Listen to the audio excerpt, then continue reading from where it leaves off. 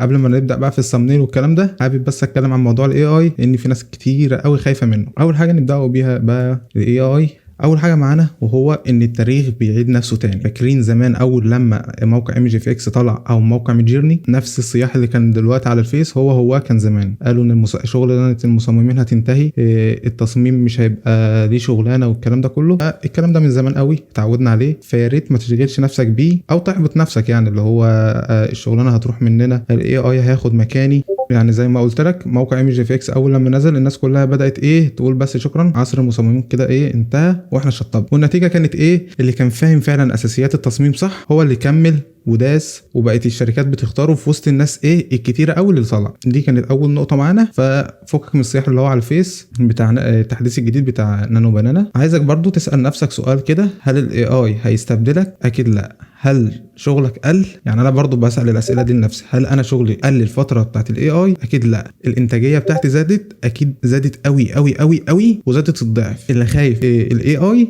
خايف علشان هو مش عارف يوظف الاداه دي في شغله صح. الناس كلها دلوقتي مرعوبه على الفيس بسبب ان هو بدا يكتب عربي. فهو اصلا موضوع كتابه العربي دي سهل، انت لو كنت اصلا كتبت الكلام على الفوتوشوب عادي بالعربي ورحت هيعمل لك اي تكست افكت، هيعمل لك اي تاثير على الكلام. فالدنيا اصلا ده موجود اصلا من زمان، يعني انت تقدر تديله اصلا صوره وهو هيحطها لك مثلا على جدار او يعمل لك بيها شكل معين او تكست افكت. وانا كنت بستخدم اصلا الطريقه دي اللي انا اعمل بيها تكست افكت جديد مش مستخدم قبل كده. وملحوظه صغيره قوي قوي، الكلام اللي انا هقوله ده من خلاصه التعامل بتاعي مع العملاء اللي انا شغال معاهم ومن الشغل السوقي اللي انا شايفه حاليا. فمش لازم تاخد الكلام اللي انا هقوله بالظبط بالحرف وتقيس عليه، لازم تشوفه مناسب مع الشغل بتاعك ولا لا. والنصيحه دي مع اي حد، يعني انت لو دخلت لايف مع اي حد تاني برضو شوف الكلام ده هينطبق مع الشغل بتاعك ولا لا. تعالى بقى يلا بينا نكمل. الاداه الجديده من نانو بنانا، الاداه الصراحه جامده قوي قوي قوي. بس هنشوف تاني السيناريو اللي عاد بتاع موقع ايمج اف اكس او حتى موقع ميدجيرني. ناس كتيره قوي ملهاش علاقه بالمجال دخلت تهبد هبد ملهوش. بص، كانت بتاخد التصميم من على موقع ميدجيرني مثلا سن السنان او حاجه وتكتب عليه اي سلوجان من اللي هو موجودين على بنترست ويقول لك كده انا بقيت مصمم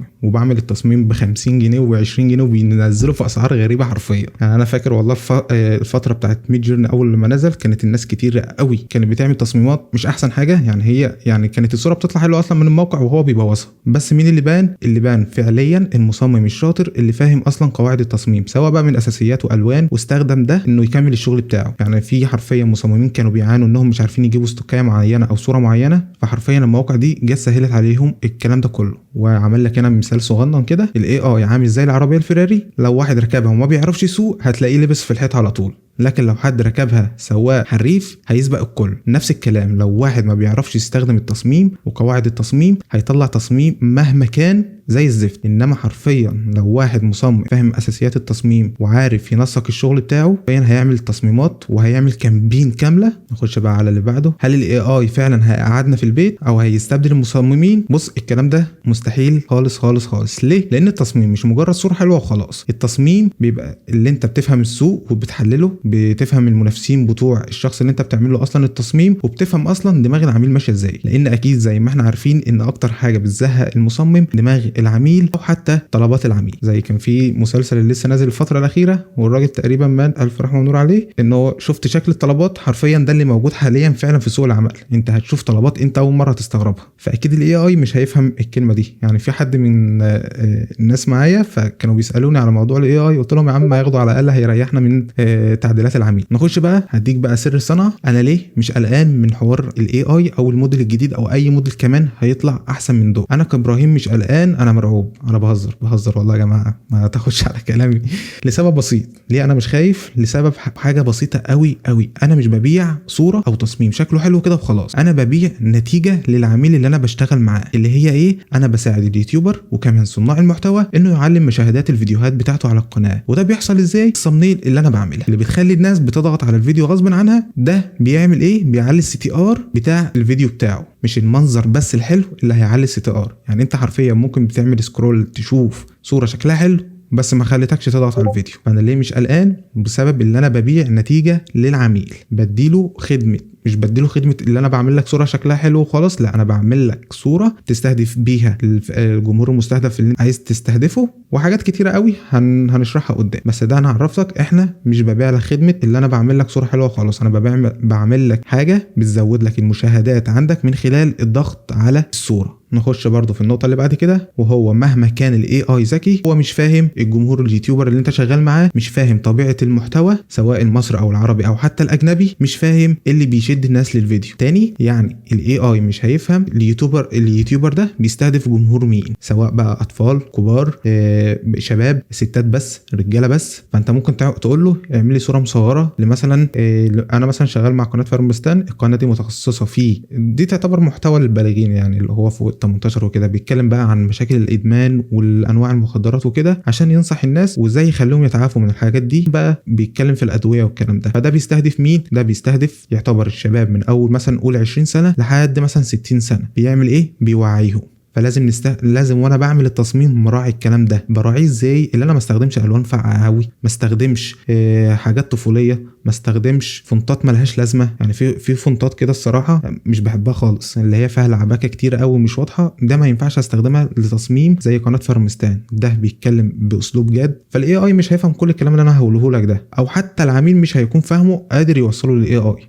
فالاي اي مش هيفهم النقطه دي. الكلام ده مش في الثامنيل بس، نفس الكلام في السوشيال ميديا ديزاين. الاي اي مش هيبقى فاهم انت بتستهدف مين بالبرودكت اللي انت بتعمل له تصميم سوشيال ميديا، او يستهدف الجمهور، او اصلا هدف الحمله دي ايه. ان انت مثلا بتوعي الناس بالمنتج، عايز الناس تشتري، عايز الناس تشير البوست ده. فالكلام ده كله محتاج ايه؟ جرافيك ديزاين فاهم كل الكلام ده. نخش بقى في النقطه برضو اللي بعد كده. طيب الاي اي فادني بايه؟ اول حاجه زمان عشان انا كنت اعمل ثامنيل حرفيا كانت ممكن تاخد مني ساعات، واحيانا كانت بتاخد مني ايام. ليه؟ لان كنت بفضل ادمج كل حاجه، بفضل ساعات كنت بستخدم بلندر. فقبل الاي اي كنت بضطر ارندر ساعات. دلوقتي الاي اي انا عملت زي ابلكيشن باخد له سكرين شوت بس للريندر، بوديه ليه، بقول له رندر لي دي، وهحاول افهم لك ده بصور. كنت لسه منزل اصلا بوست على لينكد ان بالموضوع ده، تقدر تبص عليه وهتفهمه اكتر. بس فيما معناها زمان كنا بنعاني عشان اعمل تصميم ثامنيل واحد، كان بياخد مننا وقت. دلوقتي فادني بايه؟ دلوقتي بقيت بقدر اعمل بالثلاث 4 تصميمات لنفس الفيديو. طيب ده هيفيدني بايه، او هيفيد اصلا العميل ده بايه؟ في حاجه في اليوتيوب اسمها اختبار اي بي تيست. ده بيعمل ايه؟ انت بتدي له 3 اقتراحات للثامنيل، وهو بيشوف اكتر حاجه جابت ضغط اللي هو السي تي ار وبيثبتها. انت لو اتفرجت مثلا على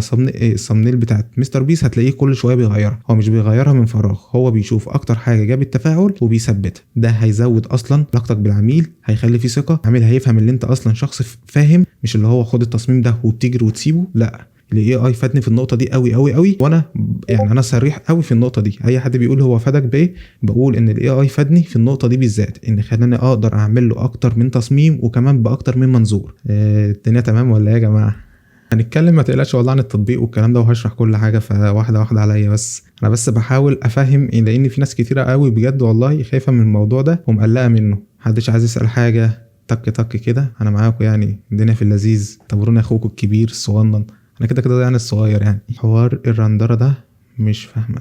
هقول لكم موضوع الرندره ده. الموضوع ببساطه ان ناس كتير اصلا ما بتحبش بلندر ليه، او سينما 4 دي او 3 دي ماكس او الكلام ده كله، بسبب ان البرامج دي محتاجه جهاز حلو متوسط. مش هقولك بقى جهاز اقوى حاجه، جهاز بيطير، لا، هي محتاجه جهاز متوسط تقدر تشتغل عليه ريندر. هي الفكره اصلا كلها في بلندر برنامج مجاني، برنامج خفيف يعني، من غير ريندر، من غير اللي انت تعمل ريندر، البرنامج سلس معاك وسهل وتقدر تعمل عليه كل حاجه. بس تيجي في ناحيه الريندر بيبان بقى امكانيات الجهاز. فانت عشان تطلع الصوره انت بتعمل الموديل عادي والدنيا تمام معاك، بس محتاج بقى ترندر، اللي هو تطلع بقى تحط الماتيريال، تحط الاضاءات والكلام ده كله. الكلام ده بيتقل على الجهاز وبياخد وقت. فانا عملت موقع بالاي اي برميله سكرين شوت من الموديل وهو من غير ماتيريال، من غير ماتيريال او اضاءه او اي حاجه، وهو بيرندر لي لوحده. كاني بقول له حول لي الصوره دي خليها واقعيه، بس مش اكتر. فاهمين الفكره؟ هنتكلم برضو على موضوع الاستوكات ما تقلقش. هو حاليا يعني بستخدم معظم الحاجات في الاستوكات موقع ايمج اف اكس او موقع ويسك، وكمان بلندر. لو في اي استوكايه مش عارف اجيبها منه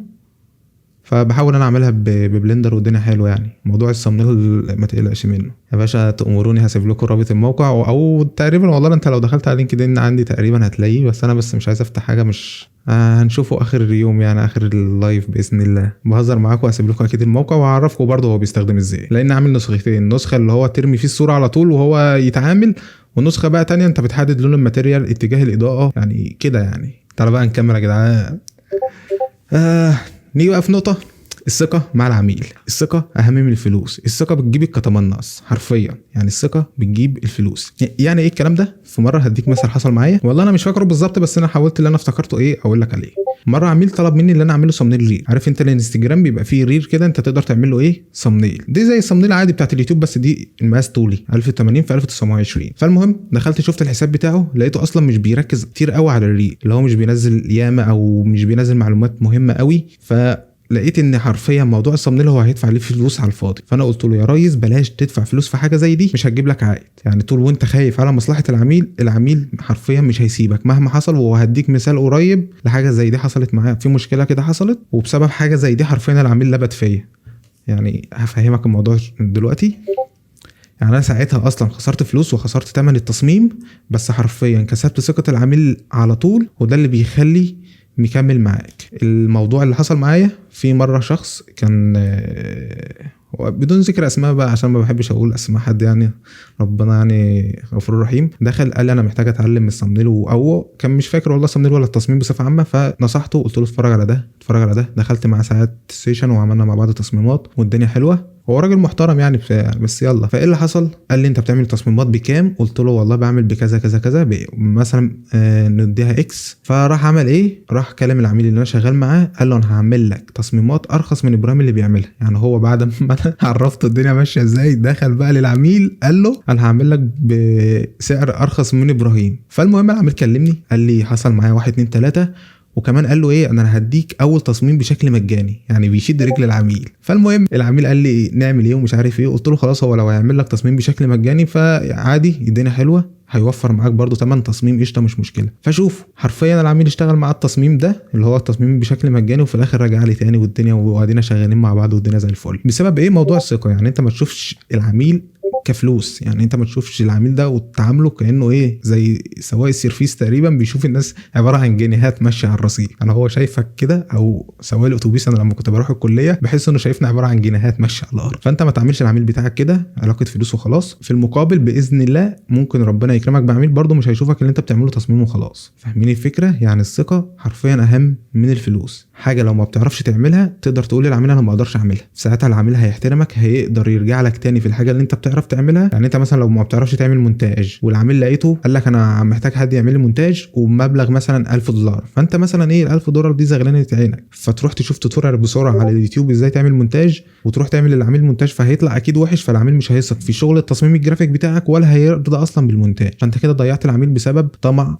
فبلاش النقطه دي نقطة كنت حابب بس أوضحها للناس. ونشوف بقى النقطة اللي بعد كده. الزتونة من أخوكوا هيما. يا جماعة ال AI مش هياخد مكان حد، ده جاي يشيل عنك حمل حرفيا. يعني أنا مش عارف والله الناس شايفاه وحش ليه، أنا شايفه جاي يشيل عني حاجات كتير، جاي يخليك تطلع صورة الفكرة بتاعتها حلوة مش التنفيذ. يعني هو في التنفيذ حلو محدش يقدر ينكر، اللي هينكر بص بيكذب عليك مهما كان ايه. هو التنفيذ بتاعه حلو بس الفكره مش احسن حاجه، ولا يقدر يطلع بفكره مهما كان الاداه دي متطوره، مش هيقدر يطلع بفكره متكامله تنفع زي ما عرفتك للجمهور بشكل صح. فهو وفر عليك ايه؟ بدل ما انت كنت بتاخد مثلا قول مثلا التصميم بياخد منك ساعتين، ساعه تفكير وساعه اللي انت تجمع استوكات وساعه تنفيذ، لا هو وفر مع عليك ايه؟ ساعه التنفيذ دي. انت خلاص الساعه اللي انت كنت بتعمل فيها افكار، لا انت ممكن تخليها ساعه ونص افكار وتجمع استوكات وبتاع، والتنفيذ هتلاقي الدنيا مشيت معاك بص زي الفل. ما تخليش الناس تحبطك في موضوع الاي اي. زمان كانوا بيتريقوا عليه، دلوقتي الناس دلوقتي بتدي فيه كورسات حرفيا. انا عارف ناس فضلت تتريق على الناس اللي بتستخدم اي اي، وهي دلوقتي بتقدم ورش اي اي، بتقدم محتوى بالاي اي. فبلاش، انت خليك ايه شغل الدنيا،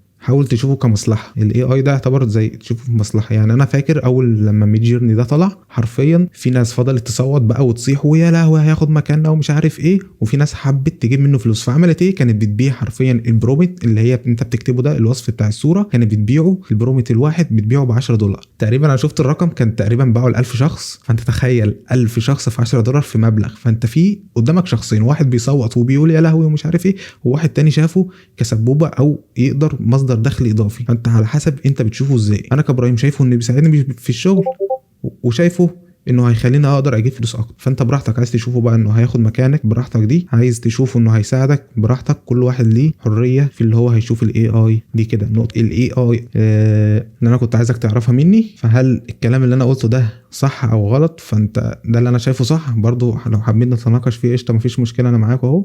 محدش عنده اي سؤال اي استفسار؟ انا بقول ايه، انا مش شايف الكومنتات اصلا، انا مؤاخذة. هو بلندر، تعال نشوفه من فوق. معلش انت بتقول ماشي مش فاهم بس قشطه. امال الله عليك. ايوه والله فعلا علمته الرماية فلما رماني اصابني، بس ايه اصابني غلط بقى. المونتاج في 3 دقائق فعلا والله. اتعلم المونتاج في 3 دقائق.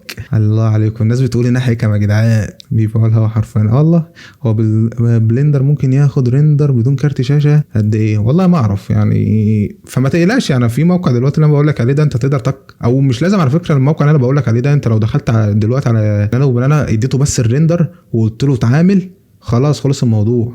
فمش لازم برضو تستنى الموقع. والله يا شباب، ونصيحة يعني انا نسيت برضو نصيحة والله من اخ لاخوك، حاول ما تستناش حد، حاول تجرب انت، حاول تعمل انت.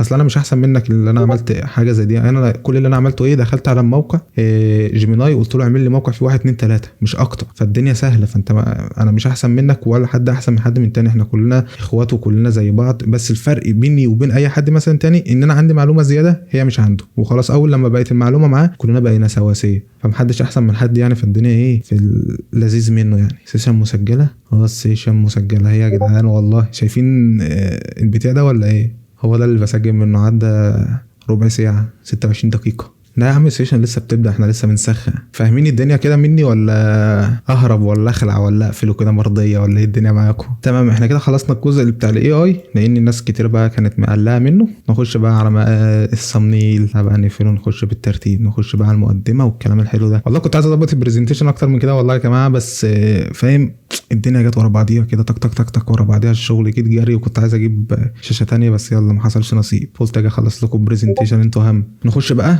في مقدمه السيشن. يعتبر مقدمه السيشن. اللي فات ده كان نصيحه كده لوجه الله يعني، ده وجهه نظر يعني يا جدعان، اللي عايز ياخدها واللي مش عايز ياخدها، ولا كأني قلت حاجه.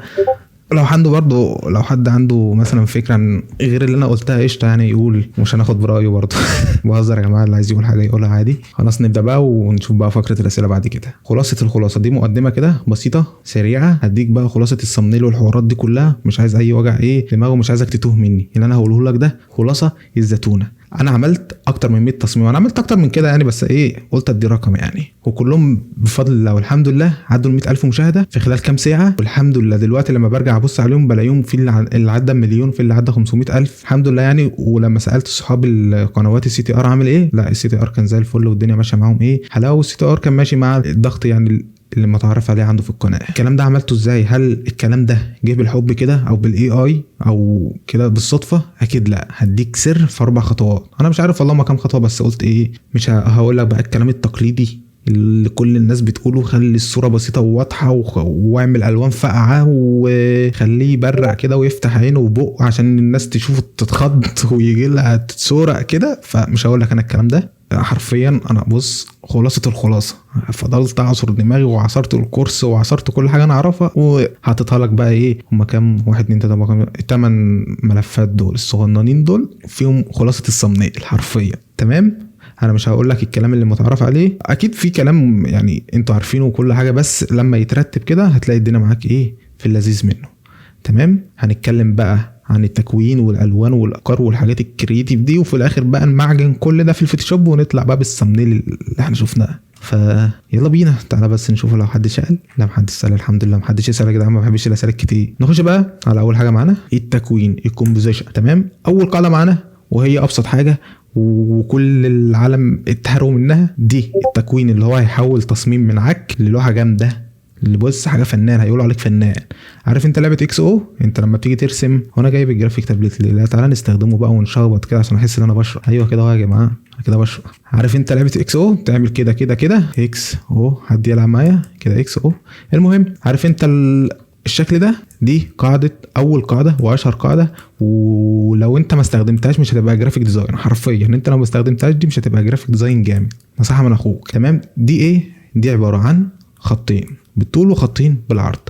هيتكون عندك شويه نقط كده، لو رميت فيهم العناصر بتاعتك سواء الشخصيه، التكست، البرودكت بتاعك، اي حاجه في الدنيا، لو حطيتها فيها الاربع نقط دول التصميم هيطلع معاك جامد قوي قوي قوي. يعني نعمل ايه؟ هترسم كده خطين بالطول وخطين بالعرض، نقط التقاطع دي هات صوره اليوتيوبر هتحطه مثلا في النقطتين دول، وهتلاقي الصوره معاك مريحه للعين، لان عين الانسان متعوده على النقط دي. الموضوع ده انا لما دورت عنه الصراحه لقيته فيه ارقام كتيره، وانا الصراحه اصلا ساقط حساب ما رضيتش اشغلكم بيه. انت تقدر اصلا تدور عنه هتلاقيه اصلا معمول بارقام معينه وحاجات كبيره كده، فانا قلت ما اشغلش بالي يعني.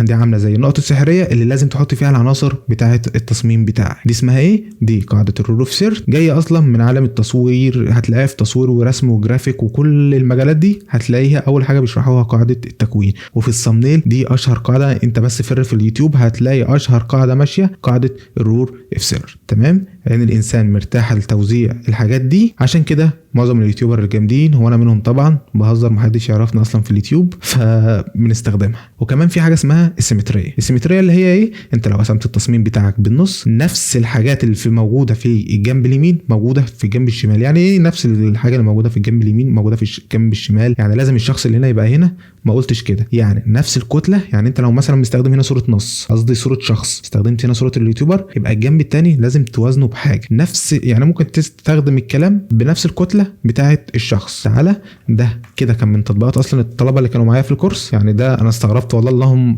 قدروا يطلعوا حاجه زي دي. تعالى مثلا نقسم التصميم ده لاثنين، شايف كان في هنا شباك، هنا في شباك، هنا في شخص، هنا في شخص، هنا في شخص عليه بلور، هنا عليه شخص في بلور. وكده كده الانسان، انت لو قسمت الانسان بالنص، فلو قسمته بالنص كده هتلاقي ده زي ده.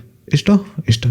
دي نقطه السيمتريه اللي انا بقول لك عليها، تقدر برضو تستخدمها في قواعد اصلا كتير قوي قوي قوي، بس انا بكلمك في اللي احنا بنستخدمه، اشهر حاجه احنا بنستخدمها علشان ما توجعش دماغك. خلاص اتمكنت من قاعده الرول اوف سيرد والسيمتريه والكلام الحلو ده كله، تقدر بقى تدور.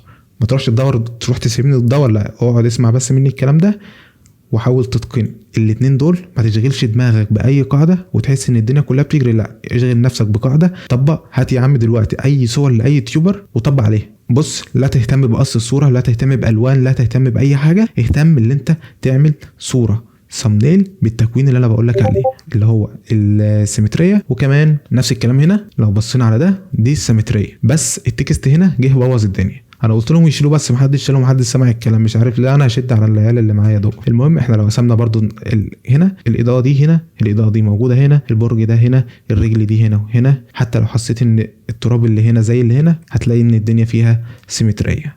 قشطه قشطه. اتمنى الكلام يبقى مفهوم وما اكونش بكلم نفسي. حد يكح كده يا جدعان اي حاجه. هنا استخدمت هنا استخدمت قاعده الرول اوف سيرد، زي ما قلت لك ان دي اعظم من اكتر حاجات اللي احنا بنستخدمها. احنا لو جبنا هنا هو يا عم كده وكده وكده فيما معناها، يعني انت اصلا لو قصيت هتلاقي الدنيا في اللذيذ منه خالص. حطيت الشخص فين؟ في هنا اول حاجه اصلا. يعني تعالى مثلا نخفي الجايد اللي انا زفته ده، اول حاجه عينك راحت عليها من غير ما اقول لك اكيد الشخص. ليه؟ علشان انا حطيتهم في النقط اللي انا قلت لك عليهم. كمان لازم تهتم بالتصميم بتاعك في التفاصيل الصغيره. يعني انت لو زومت هتلاقي هنا جبت شويه التايبو ده، والله يا جماعه مش قصدي اسرقه، بس انا اي حاجه احطها عندي في الحيط. كمان دي اوضه شاب وبتاع، فانا قلت احط شويه حاجات روشه. حطيت هنا خريطه مش عارف دي خريطه دي يا جدعان، السعوديه والله ما عارف. تظبط انت الحاجات دي، بتفرق والله يا جماعه في التصميم وبتميز تصميماتك. يعني اللي انت ما تسيبش التصميم كده للاي كده وخلاص. حتى مهما كتب عربي، انا اللي فضلت ادمج دول واحده واحده وطلعت عيني. يعني الحاجات الصغيره اللي محدش بياخد باله منها دي، انا الواحد بيقعد كده في منتصف الليل ويقعد بقى يلعب في الحاجات دي. المهم نرجع بقى لمرجوعنا. لو رسمنا قاعده الرول اوف سيرد هتلاقي الشخص اكتر حاجه تركيز عليه، وبالتالي عينك راحت عليه.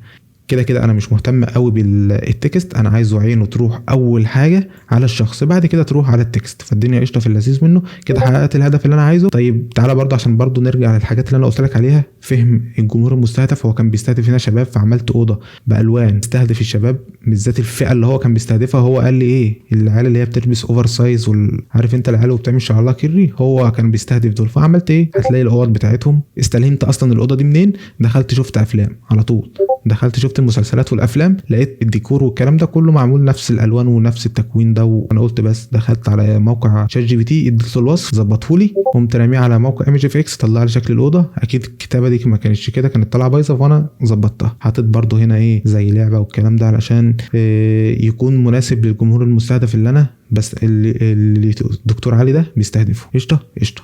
نفس الكلام هنا قاعده الرول اوف ثيرد ديت. تعالى برضه اوريكم التصميم ده. التصميم ده جامد عاجبني الصراحه، في اللذيذ منه. شايف الريتاتش، شايف الحلاوه، بغيظك مش بهزر معاكم، اعرفكم كل الكلام ده ما تقلقش. كده اول حاجه يخفي دي كده، نعمله كنترول اس عشان نسيب الكلام ده، نشوفه لو حد ايه كنا واقفين فين بقى. احنا مركزين امال فعلا باين عليك يا صاحبي. ما على حسب انت عايز تحطه فين بالظبط. انا شايفه انا كابراهيم كل واحد برضو لازم يبقى ليه نظره. انت مثلا شايفه في النص احسن فقشطه عادي مفيش مشكله. الكتاب بتاعتي مش هنحطها لو الشمس. لا يا عم محدش بيسمع الكلام والله، قلت له لازم يتشد على الناس دي شويه. الثامنيل زي ده لو مطلوب للانستجرام المساحه هتبقى اقل فتركز فيه اعلى.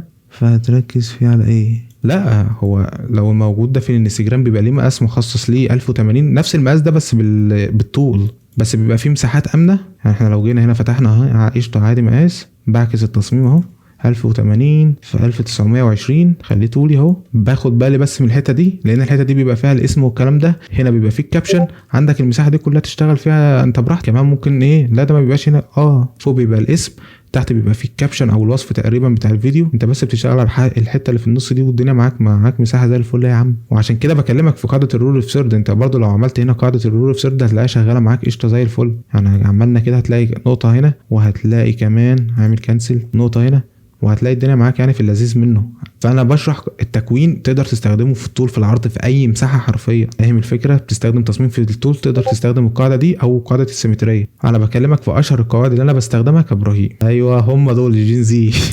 والله يا جماعه الريتاتش سهل، بس الناس فاهمه الريتاتش طريقه سريه او طريقه سحريه. او الريتاتش انت لو شفتني بستخدم الريتاتش هتقول ده الطريقه مع اي فنان غيري نفس الكلام. انت فاهم الفكره؟ نفس الطريقه نفس الادوات اللي احنا بنستخدمها، بس الريتاتش الناس بتستخدمه فاكراه حاجه كماليه او حاجه بتزين التصميم. الكلام ده غلط. نفس الادوات نفس كل حاجه، بس على حسب انت عايز تعبر عن ايه. يعني انا لما مثلا هعمل تصميم اخلي الشخص ايه مدمن مثلا او اخليه شاب، يعني انا لما خليته هنا شاب غير لما اخليه الراجل عجوز. يعني انا حاولت انا اعمل بشره عشان البشره بتاعت الناس دي في الفتره دي بتبقى كده يعني ناعمه شويه، بس لو كنت عايز اخلي كمان الدنيا دي واقعيه اكتر كنت اخلي هنا في شويه نمش، اخلي في شويه حبوب، بس انا ما حبيتهاش الصراحه، حسيتها هيبقى شكلها مش الطف حاجه. فدي نقطه الريتاتش يعني. فانا انت فاهم الشباب اللي هو ايه بيحب يمشي يحلق كده وهو ما عندوش دقن. في شباب ياما بتحب تعمل الفكره دي، فالفكره جات لي من هنا. اللي هو عارف انت العيل الصغير لما بيشوف ابوه بيحلق فبيقول له انا عامل زيه وهو ما عندوش دقن اصلا.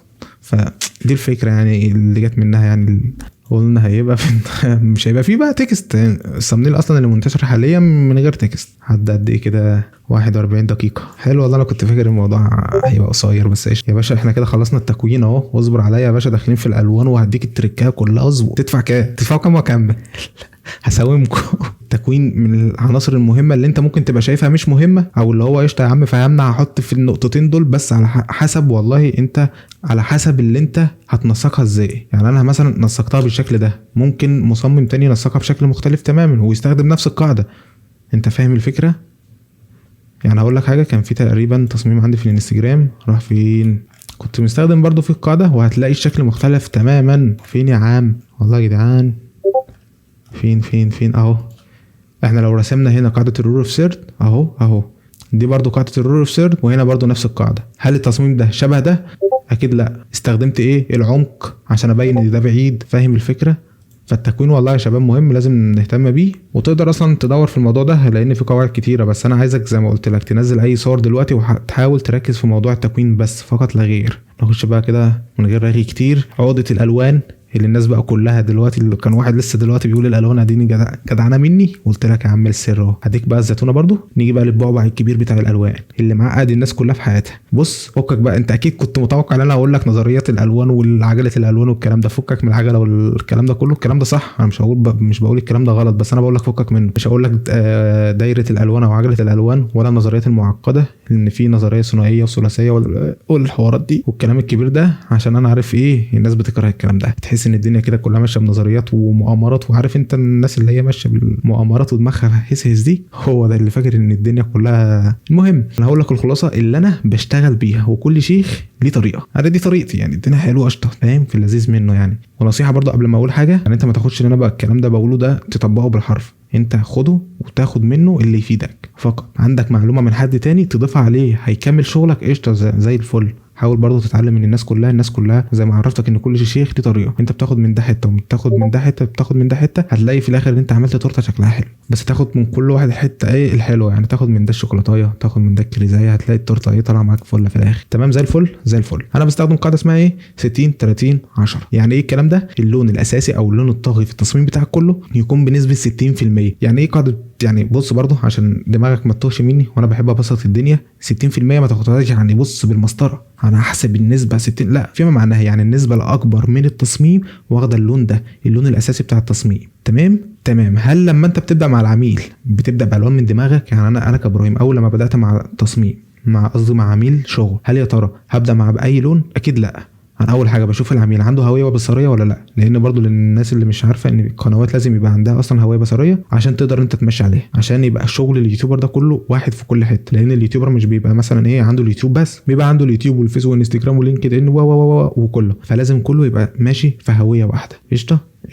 فانا بعمل ايه؟ انا كابراهيم واحد قال لي عندي هويه، بقول له الف شكر، انا كده استريحت والدنيا حلوه، وبختار الالوان اللي هو ايه ماشي بيها، وكده ريحت دماغي من نظريه الالوان، ومش محتاج نظريه الوان لانه عنده الوان انا ماشي بيها. فالصياعه بقى اللي انت بتعملها ايه؟ تاخد اللون ده بتخليه مره طاغي اللون التاني كده. يعني انت لو شفت هويه بصريه بتلاقيه اصلا كاتب لك فعلا كمان نسبه الالوان، يعني اللون الاساسي كذا، اللون المحايد ليه كذا. فالدنيا ايه، انت لو اشتغلت مع حد هويه بصريه عنده هويه بصريه، انت اصلا مش هتفكر في موضوع الالوان، والدنيا هتبقى معاك في اللذيذ منه. ما عندكش حد بقى زي ما اكيد نص اليوتيوبر ما عندهمش، فنعمل ايه؟ انا بشتغل معاه باكتر من لون. يعني مره استخدم اللون الاحمر، مره استخدم اللون الازرق، بستخدم الالوان اللي انت بتحبها والعميل بيحبها، ونشوف الدنيا. بعمل ايه؟ بعمل اختبار الاي بي تيست اللي انا قلت لك عليه في اول الحلقه، وبشوف اكتر لون او اكتر حاجه سمعت مع الناس. لان برضو الحلقات، لان اليوتيوبر دول بيحللوا الحلقات زي ما الناس تعرف ان في اصلا شغلانه لحد بيقعد كده على القناه بيحلل بس الفيديوهات، بيشوف الفيديو ده نجح ليه، هل يا ترى المده بتاعته طويله ولا قصيره، هل الصمنيل حلو وحش، هل الموضوع حلو وحش، هل الموضوع ترند ولا لا. فبيحلل القناه دي شغلانه اصلا. يعني انت اصلا ممكن تعمل الشغلانتين مع بعض، تمسك قناه تحلل الدنيا ماشيه ازاي وتعمل له الصمنيل، فالدنيا حلوه. نيجي برضو، فانا بعمل ايه؟ بختار له اكتر من لون على اكتر من حلقه. يعني مثلا المهم بعمل 3 تصميمات ب3 الوان مختلفه، بشوف اكتر لون شد الناس او شد الفئه المستهدفه دي، وبقول بس هو ده خلاص امسك فيه. يعني اكتر لون مثلا الازرق، خلاص انا همسك الازرق واخلي احاول اوحده هويه. برضو ما تشتغلش مع اي عميل وتعمله شغل عشوائي، لازم توحد الهويه عشان لما واحد يشوف الصمنيل يعرف ان ده اليوتيوبر على طول. قشطه. اول حاجه قلنا هنستخدم اللون الاساسي بنسبه 60%، ولو اول مره تتعامل مع عميل فنجرب اكتر لون اساسي، فالدنيا حلوه يعني، وتشوف اكتر حاجه جابت مع العميل. تاني حاجه بتستخدم لون ثانوي او لون بيعمل كونتراست بنسبه 30%، ماشي، اللي هو او دي بنستخدم في الالوان المحايده زي الابيض الاسود اللي هي بتنفع مع كله. انت لو حطيت الابيض مثلا مع الاسمر هتلاقي الدنيا حلوه. ده الجوكر بقى، اللون ده بيبقى الجوكر بتاع التصميم، اللي هو فيما معناه البونبونايه بتاعت التصميم. قشطه. 10% ده بنعمل بيه هايلايت، بنرسم بيه اضاءه، ده برضو الجوكر برضو. يعني الاثنين جوكر، الالوان كلها جوكر يا جدعان. انا بقول ايه؟ ده بيخلي التصميم ايه ينور. دي بقى اللي بتفصل الشخص عن الخلفيه. فاهم الفكره؟ لازم تفصل الشخص عن الخلفيه، اوعى توحد الدنيا. يعني برضه هنتكلم عن النقطه دي، اللي انت ما تعمليش التصميم مدموج بنسبه 100%، الكلام ده غلط، وهقول لك ليه دلوقتي وهديك مثال. بس كده بقى عندك باليتة الوان خاصه بيك، شيك ومريحه للعين، والدنيا سهله وفي اللذيذ منه يا عم. قشطه. تعال نبص على التصميم ده. اللون الطاغي اللون الازرق شاطر، اللون الثانوي اللون الاصفر ده اللي طالع من البتاع، قشطه شطوره جامد يا فنان. بعد كده اللون المحايد اللي هو بنسبه 10%، اللون الابيض اللي انا استخدمته في التكست هنا، او كمان بقى في عينه في اي حاجه زي تستخدمه اصلا كباك لايت زي التصميم اللي احنا شفناه قبل كده. يعني حتى اللون التكست بينضاف من باليتة الالوان اللي انت بتستخدمها في الصمنيل بتاعك. يعني قلنا اللون كده استخدمناه من نسبه 60% اللون الازرق، سواء بقى في التيشيرت سواء في اي حاجه. اللون الاصفر او اللون الاورنج تبع البشره استخدمناها بنسبه هنا كده 30% هنا او هنا. والنار بقى والكلام ده والذهب والكلام ده كلام، قشطه على الكلام، شخبط على الكلام. المهم وده بنسبة 10%. حلو. نقطة الألوان، حد عنده أي مشكلة فيها قبل ما ننط على نقطة كمان؟ الألوان، التكوين، الدنيا حلوة. الباك جراوند عملتها ازاي؟ أول حاجة دخلت قعدت مع نفسي قعدة صفا مع كوباية الشاي، قلت احنا هنتكلم عن ايه؟ كابوس البنوك. كان حد بيتكلم بيخترق البنوك والكلام ده. قعدت مع نفسي قلت هنعملها ازاي. قعدت مع نفسي قلت بس انا هستخدم قاعده الرول اوف سير. ليه؟ لان لو رسمت هنا خط وهنا خط ونقطه التقاطع فين اهي الوش وكمان الخزنه، مع الخزنه كده الصوره دي، يعني انت لو ركزت هتحس ان الحته دي متكمله اصلا بجنريتور فيل. فانت ما تاخدش التصميم مهما كان ايه بالظبط، مهما كان يعني النصيحه والله من الاخ، ما تاخدش التصميم تحطه زي ما هو ابدا، انت لازم يخدم التكوين بتاعك. يعني انا لو كنت سبتها هنا او الصوره كبيره كان الكلام ده غلط وهيطلع التصميم زي الزفت. انا نسقتها وخليتها متناسقه مع قاعده التكوين، قمت رايح كده كاتب، والله ما فاكر البرومت بالظبط بس انا هقول لك اللي انا كتبته. اول حاجه كتبت المشهد العام، فاول حاجه كتبت مشهد سينمائي، مشهد درامي كانه لقطه من فيلم، ده اول حاجه كتبتها في البرومت. بعد كده كتبت التفاصيل اللي انا محتاجها، بنك بإضاءة ليلية، اللون الطاغي بيكون اللون الأزرق مع كلمة بنك تكون مكتوبة فوق خزنة، ولون الخزنة يبقى باللون الذهبي مع شوية لصوص بيطلقوا النار. أخدت الكلام ده كله وديته على شات جي بي تي وكتبت له أنا محتاج الإضاءة تكون سوفت وناعم.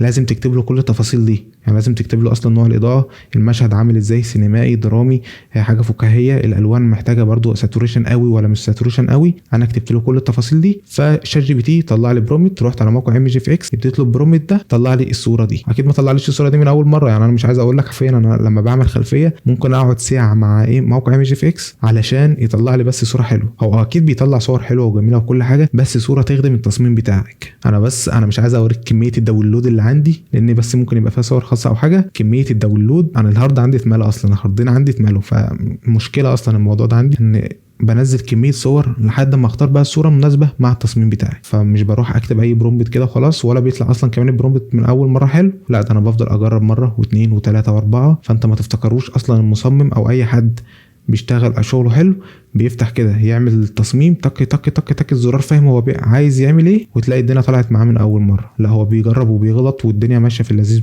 مع زي اي حد. يعني عشان اطلع بس التصميم ده ممكن قعدت فيه ساعه ولا ساعتين، مع ان الشغل التنفيذ اللي هو خد مني بقى الدمج وكان ما خدش مني وقت، عشان بس اجيب الصور خد مني ساعتين.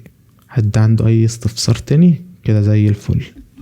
كده قلت لك اشهر قواعد التكوين اللي احنا شغالين بيها كصمنيل ديزاين، وعرفتك برضو الالوان اللي انا بشتغل بيها. نخش بقى على الخطوط، الفونت اللي برضو ناس كتير برضو بتتعب منه ومش حباه، بس الموضة الماشية حاليا في السوق ان الصمنيل يكون من غير كلام، وده اصعب. خلي بالك انا ما تفتكرش الدنيا سهله تقول قشطه انا مش هحط الخط فمش هكتب عنوان مثلا فالدنيا حلوه، لا الموضوع ده صعب جدا جدا جدا. اللي انت بتحاول توصل فكره من غير كلام، فاهم؟ تخيل انت بتعمل تصميم سوشيال ميديا من غير ما انت تكتب مثلا حاجه عن البرودكت اللي انت بتشتغله، كلام صعب. يعني انت تخيل مثلا الصوره من غير كده انا لو شلت التكست ده انا بقدم للعميل اقتراحين، نسخه بتكست ونسخه من غير تكست، وهو بيختار الافضل. قشطه.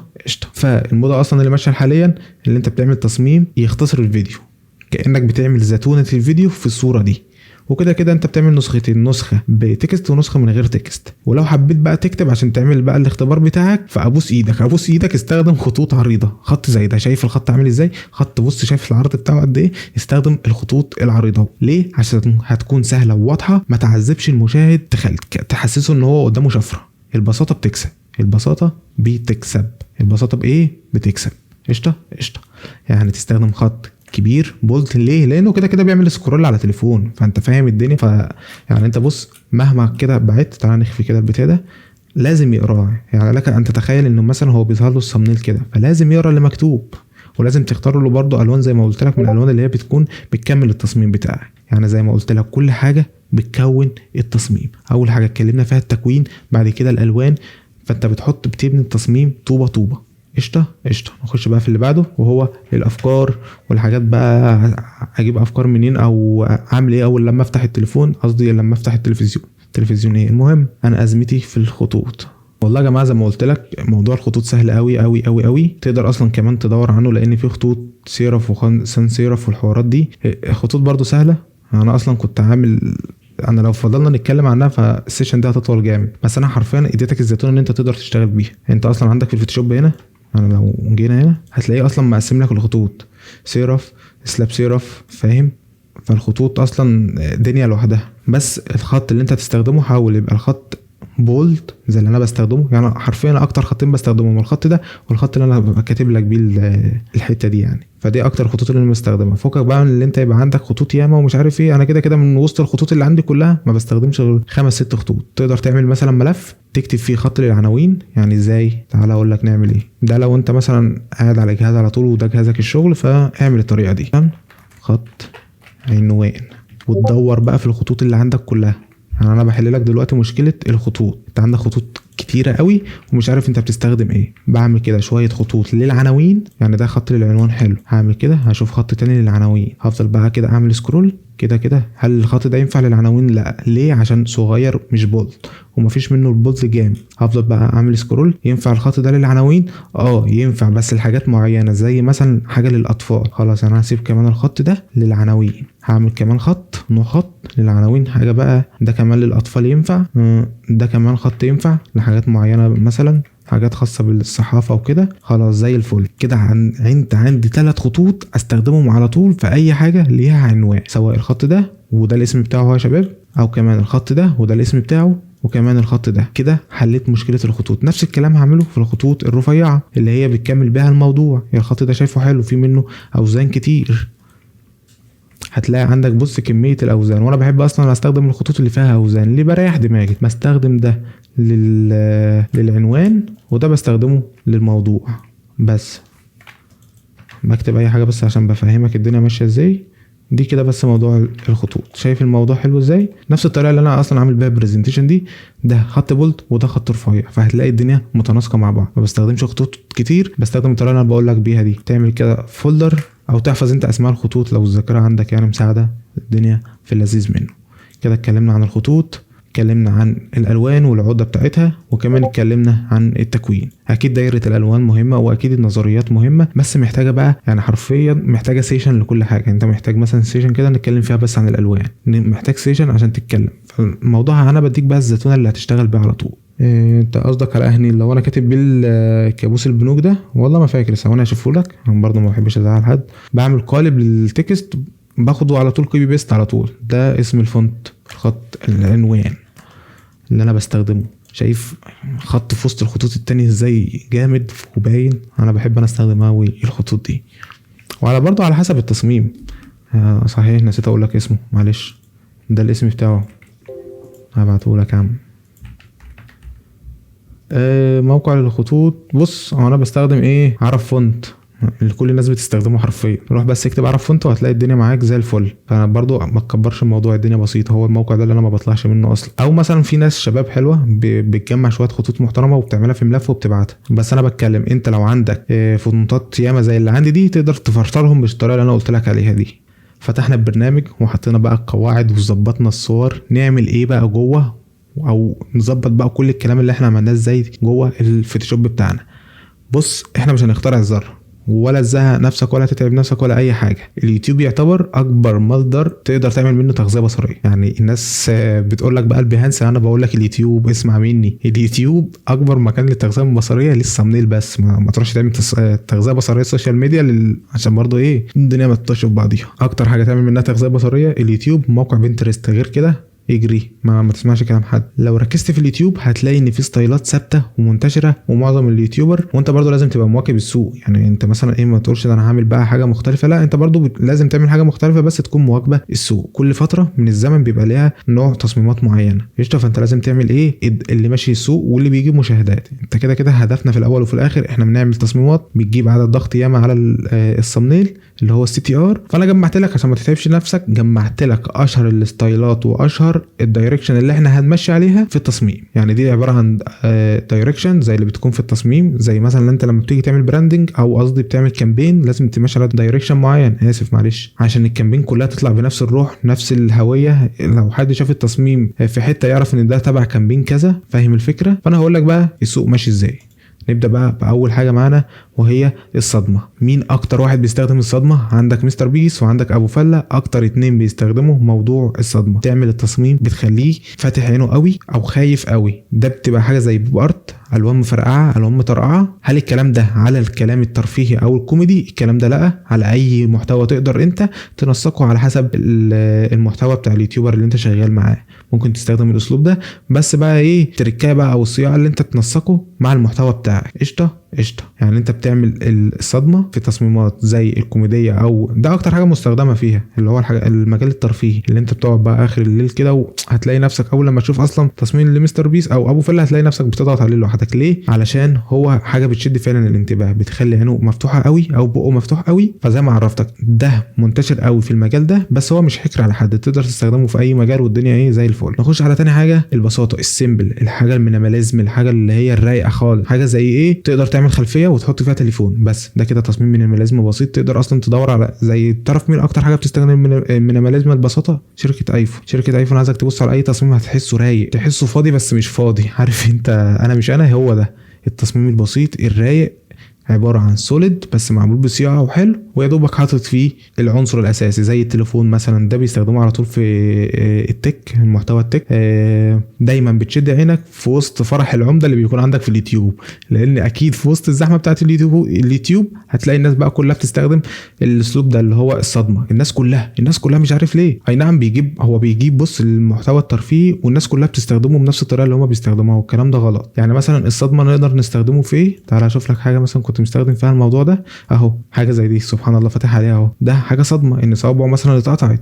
هل ده نفس تصميم مستر بيس؟ اكيد لا. البساطه، المينيماليزم البسيطه، حاجه خلفيه رايقه تقدر تحط عنصر واحد، سواء بقى كرسي، تليفون، ساعه. نخش بقى على اللي بعد كده وهو السؤال. عارف انت الاسئله الوجوديه اللي بتجيلك اخر الليل، اللي هو ليه ما نطبعش فلوس كتير، ازاي الاهرامات اتبنت؟ السؤال اللي هو بتخلي الواحد يتجنن ويعرف الاجابه. ممكن يبقى مش مهتم اصلا بيها او مش هتفيده، بس حرفيا الفضول بيبقى واكله. يعني في لسه والله، يعني انا لسه من كام يوم شايف حلقه على اليوتيوب كان ازاي نقلوا الهرم بتاع رمسيس ده تقريبا، اللي هو كان بتاع افتتاح المتحف اللي هو في الجيزه ده تقريبا. فانا اصلا كده مش فارق معايا هو اتنقل ازاي، بس السؤال وطريقه الثمنيل خلتني اضغط على الفيديو واتفرج عليه. يعني احنا كده عندنا 3 حاجات. اول حاجه الصدمه اللي انت اكتر حاجه بيستخدموها ابو فله ومستر بيس، تقدر تدخل دلوقتي وتتفرج عليهم عشان تفهم قصدي اكتر. بعد كده البساطه، المينيماليزم، الحاجه البسيطه الرايقه، ده بيستخدموها اكتر برضو فين الحاجات بتاعت المجوهرات. لو حد بيتكلم مثلا عن المجوهرات او الحاجات النادره والكلام ده تلاقيه بيستخدم البساطه والمينيماليزم. بعد كده السؤال زي ما عرفتك، الاسئله الوجوديه اللي بتجيلك بقى اخر الليل وما بتخلكش تعرف تنام، هي دي بيستخدموا فيها الثمنيل او الدايركشن ده. بعد كده نخش بقى الركوب على الترند. الحاجه الترند في محتوى اصلا مخصص للكلام ده، ترند يطلع يتكلم عنه. فهو بيعمل ايه؟ بيجيب اللي الشخص المشهور ده بيحطه معاه في الصوره، ولازم تحطه في صوره الثمنيل. حتى لو هو ضيف عادي لازم تخليه هو البطل. يعني ايه؟ تعالى نشرح لك الكلام ده بشكل بسيط. في الثمنيل انت لازم في الاول، يعني بعيدا عن الترند والكلام ده، انت لازم تخلي الشخص اللي بيقدم الحلقه هو الهيرو. كل تصميم في الدنيا ليه هيرو، ليه بطل، او ليه حاجة انت محتاج العين المشاهد تتبص عليها. في المحتوى ده بالذات اللي هو الركوب على الترند ده لازم تحط الشخص المشهور هو في الاول، حتى لو هتخلي الشخص بتاع اللي بيقدم الحلقة هو الشخصية الثانوية. اكتر واحد بيعمل الحوارات دي اللي هو اللي بيقدم صانع المحتوى اللي هو اسمه كريم، بيعمل الموضوع ده، بيخلي الشخص المشهور او اللي هو عايز يوصل رسالته هو البوب، هو البطل بتاع التصميم او هو الهيرو بتاعه، فاهم؟ وبيستخدم برضه اللي هو الصدمة. تفهم منه ايه؟ اللي انت تقدر تستخدم اسلوبين مع بعض، شخص مشهور والصدمة مع بعض. تقدر تستخدم شخص مشهور والبساطة، تقدر تستخدم كذا مع كذا. بعد كده نخش على اللي بعد كده، مش عارف ده بقى رقم كام. ده النوع الشعبي اللي ما بيخسرش خالص، اللي هو قبل وبعد، قبل زراعة الشعر وبعد زراعة الشعر، روتين شعر قبل وروتين شعر بعد، اكل غالي، جربت مطعم مثلا فلان في الحتة الفلانية وجربت الاكل المطعم التاني باغلى حاجة في الحته الفلانيه، جربت اعيش مثلا بجنيه وجربت اعيش $100. فاهم الفكره دي؟ برضو من انواع الثمنيل اللي انت تقدر تستخدمها. تقدر برضو تدمج من ايه المقارنه دي، تقدر تدمج منها ومن البساطه. يعني اللي هو جرب ساعه رخيصه تحط صوره ساعه رخيصه وصوره ساعه غاليه قوي، تقدر كده انت عملت ايه؟ مقارنه. والبساطه، المينيماليزم البسيط الرايق، قشطه.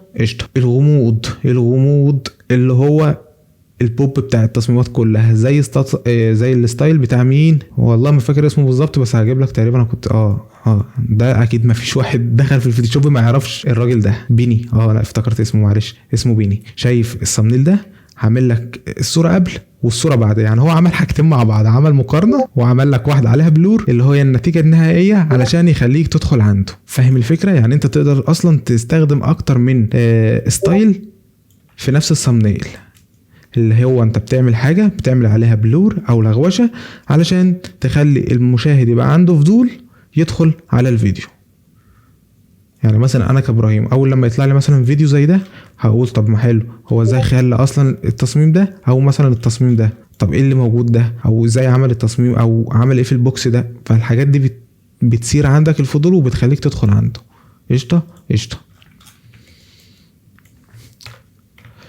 الغرابه ثم الغرابه ثم الغرابه ده انا بستخدمه في قناه اللي هي هو اسمه تقريبا مصطفى زهير، اللي هو تعالى اصدمك. بحط في الثامنيل حاجه غريبه زي دي، او كنت عامل له تقريبا كمان ثامنيل فين والله ما فاكر، بس قشطه يعني انت فاهم الفكره يعني. او حاجه زي دي حاجه غريبه، انت اول مره تشوف راجل بالشكل ده. تعالى مثلا نعمل سكرول، ده بتكلم فيه عن البوتوكس وكمان الفيلر. فانا عملت لك حاجه غريبه، حاجه شكلها يلفت نظرك على طول من اول مره. فانت لما تشوف الثامنيل ده الراجل ده شفايفه عامله ليه، هتخش على طول البوتوكس والفيلر. لو حد مهتم بالموضوع وشاف الثامنيل دي اكيد اول حاجه هيدخل عليها الثامنيل دي. قشطه قشطه. كده عرفتك اشهر الستايلات. تعالى نرجعهم تاني، اللي هو الصدمه، البساطه، السؤال اللي هو انت مثلا تحط بقى اسئله وجوديه بقى، اللي هو انت ازاي عملنا كذا، ليه بنعمل كده. فاهم الفكره؟ بعد كده بتخش على ركوب الترند، ده لو عندك حد مشهور بتستخدمه في الثامنيل بتاعك. بعد كده المقارنه اللي هو حاجه قبل وبعد، برضو مستر بيس بيستخدم الموضوع ده. بعد كده الغموض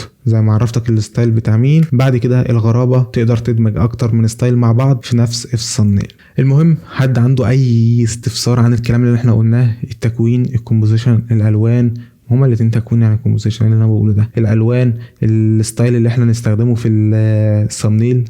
والله انا بديك الكلام الاهم من التنفيذ. يعني انا والله الكلام ده كان نفسي حد يقوله لي اول لما بدات. لما تقلقوش انا هبدا دلوقتي يعني التصميم بقى بتاع مستر بيس ازاي عملته وجبت اصلا العناصر منين، فما تقلقوش يعني من كل ده.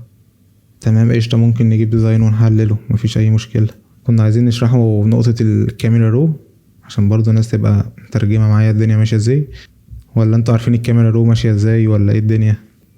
حد عنده عقده من الكاميرا رو قبل ما نبدا عشان عملت التصميم ازاي؟ يا عم ما تقلقش باذن الله هحل لك مشكله الكاميرا رو في بص في كام ثانيه.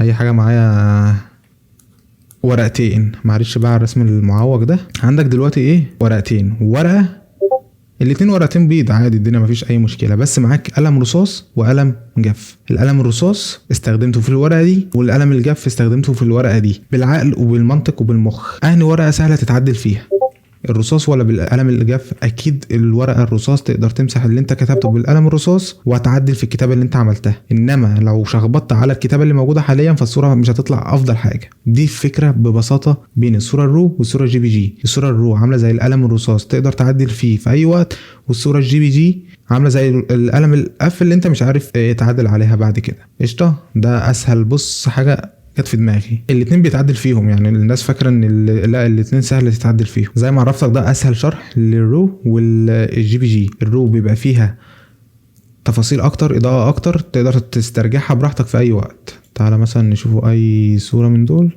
تعالى نشتغل على دي وزي الفل. اول حاجه الصوره بتتفتح على طول في الكاميرا رو. فاحنا بنعمل ايه؟ اول حاجه انا ببص للصوره. بصوا يا جدعان انا بكره حركه ان حد يمسك سلايد ويشد للاخر، الكلام ده غلط. قشطه قشطه. فانت بتعمل ايه؟ انت بتحلل الصوره بتاعتك، انت محتاج ايه في الصوره بتاعتك. معلش لو تشوف الصوره بتاعتك انت عايز توديها لناحيه ايه، على حسب الخلفيه كمان اللي انت شغال عليها. هل الخلفيه غامقه، هل الخلفيه فاتحه؟ فانت بتظبط الكاميرا رو او بتهيئ الصوره للخلفيه اللي هي هتتحط فيها. فكك بقى من شغل ان انت تجيب السلايدر ده او السلايدر ده للاخر. على سبيل المثال انا شايف ان المنطقه دي اول حاجه برضو تركيها محدش يعرفها كتير اصلا، ان الاكسبوجر ده معناه ان اللي انت بتتحكم في كل الحاجات دي. يعني ايه؟ انت اول لما تشد السلايدر ده كانك شديت كل السلايدرات دي جبتها للاخر. تمام. قبل ما اشرح كمان الكاميرا رو انتوا تعرفوا اصلا الصوره بتتكون من ايه، لان في الكلام ده ممكن يساعدنا. تعالوا نفتحها بس كده الصوره الاول، فكك من دي. نفتح كده الكيرف وهحل لك يا عم مشكله الكيرف عليها مجاني، اي خدمه.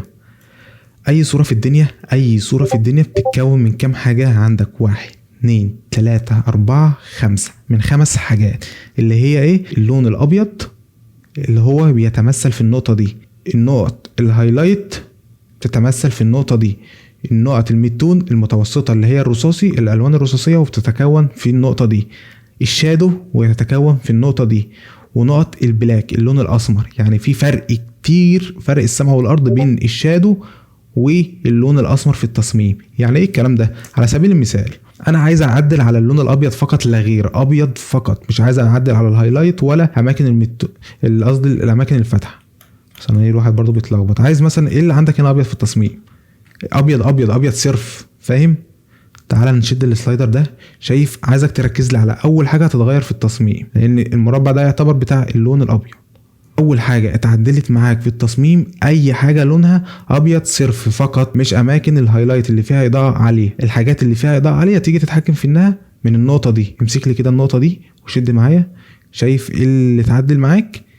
الاماكن اللي فيها هايلايت عالي. طيب اماكن الميدتون اللي هي الاماكن المتوسطه الرصاصي اهو، الاماكن دي بس اللي بتتعدل معاك. شايف اهنا اللي بيتعدل اهو، انما اللون الابيض لسه ما تعدلش. يعني انت لو لاحظت اللون الابيض اللي هنا ما تعدلش، الابيض الصرف. كمان عشان تشيل النقط دي تقدر تشد السلايدر ده للاخر خلاص الموضوع، هتلاقي النقطه راحت معاك.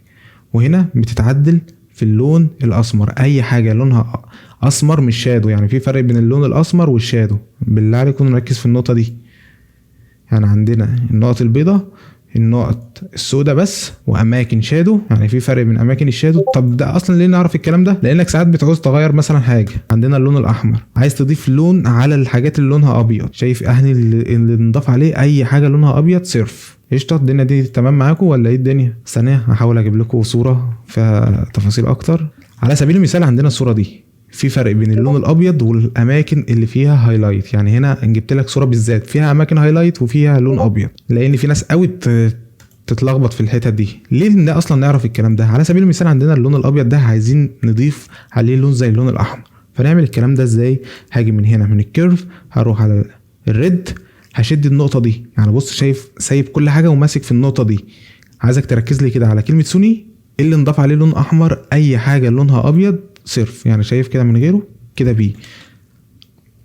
انا ممكن ازوده بس شويه علشان ايه تشوف اي حاجه لونها ابيض انضاف عليها اللون. واي حاجه عايزين مثلا نضيف برضو الاحمر في الحتت اللي فيها اسمر دي. بس الفكره انا كنت عايزكم بس ايه تفهموها على حسب اللي انت محتاجه. يعني انت مثلا ايه بتغير على حسب انت عايز تغمق اللون ولا لا. انت مثلا عايز تغمق اللون تشد لتحت، عايز تفتحه هتيجي هنا. قشطه؟ اتمنى بس الحته دي تبقى مفهومه لان فيها لخبطه كتير، وهنفهمها دلوقتي بالكاميرا رو. انا بس حبيت اشرحها في الكيرف لان اصلا انا ساعات بستخدم الكيرف في التلوين. يعني انا في عنصر عايز ادمجه في الخلفيه باجي بالكيرف وبفضل الون. لا موضوع الكيرف جامد والله يا شباب، انت لو فهمته هتقدر تلون اي حاجه. اتمنى بس اكون وصلت لك الفكره قبل ما نخش في الكاميرا رو. نضغط دبل كليك بقى، نرجع لصوره الحاج. قلنا الاكسبوجر معناه اللي انت شديت كل السلايدرات دي وجبتها مع بعض. فطيب انا بعمل ايه؟ انا بشوف الصوره بتاعتي فيها شويه بلاكات هنا مش عايزها، انا مش عايز الصوره يا عم فيها بلاكات، ده انا هحطها انا وهتعامل انا. فهعمل ايه؟ همسك الاكسبوجر وهشد الاكسبوجر كده شويه. لا لا لا لا لا، هتبص هنا الحته دي ضربت منك، الحته دي فيها ايه؟ لون ابيض. فاروح على السلايد بتاع اللون الابيض اللي هو اهي، او اروح على السلايدر بتاع مين؟ الهايلايت. عندك سلايدرين هتتحكم فيهم من الحاجات اللي لسعت منك. يعني انت بتعمل ايه؟ اول حاجه بتظبط اضاءه الصوره من الاكسبوجر. الصوره عايزه تفتح شويه، حلو يا عم ابراهيم، همسك الاكسبوجر وهشد شويه الاكسبوجر. طيب في مشكله دلوقتي، الحته دي لسعت معايا، فهعمل ايه؟ همسك الهايلايت واشدها. عايزك تركز لي في النقطه دي كده. شايف في تفاصيل بدات ترجع مع ان الصوره لسه السلايد بتاع الاكسبوجر عالي. دي بقى الحاجات اللي انا كنت بقول لك عليها. كل صوره بتتكون من ايه؟ لون اسمر ولون ابيض وشادو وهايلايت. دي الحاجات اللي انا كنت عايزك تركز فيها وتفهمها من الكيرف عشان شكلها حلو في الكيرف الصراحه. تاني اخر مره ركزوا عشان دي اخر مره. ما هو بيظهر كده لما انت بتعدل في الالوان. يعني هو الكيرف متكون من ايه اصلا؟ من كذا 3 الوان اللي هم الار جي بي، اللون الاحمر والازرق. فاكيد هيظهر التعديل اللي انت كنت لسه عامله في اللون الاحمر. كمل بقى تاني اخر مره في الاعاده، ركز معايا. عندي صوره زي دي، العميل باعت لي الصوره دي، صوره رو، هقدر اتحكم فيها. دي بقى الميزه، دي الميزه بين الرو والصوره جي بي جي. انت مستحيل تقدر تعمل حاجه زي دي في جي بي جي. عندي الصوره دي افضل احلل الصوره دي فيها اماكن شادو انا مش محتاجها، انا محتاج افتح المنطقه دي. وكمان كده هو اصلا لابس اسود.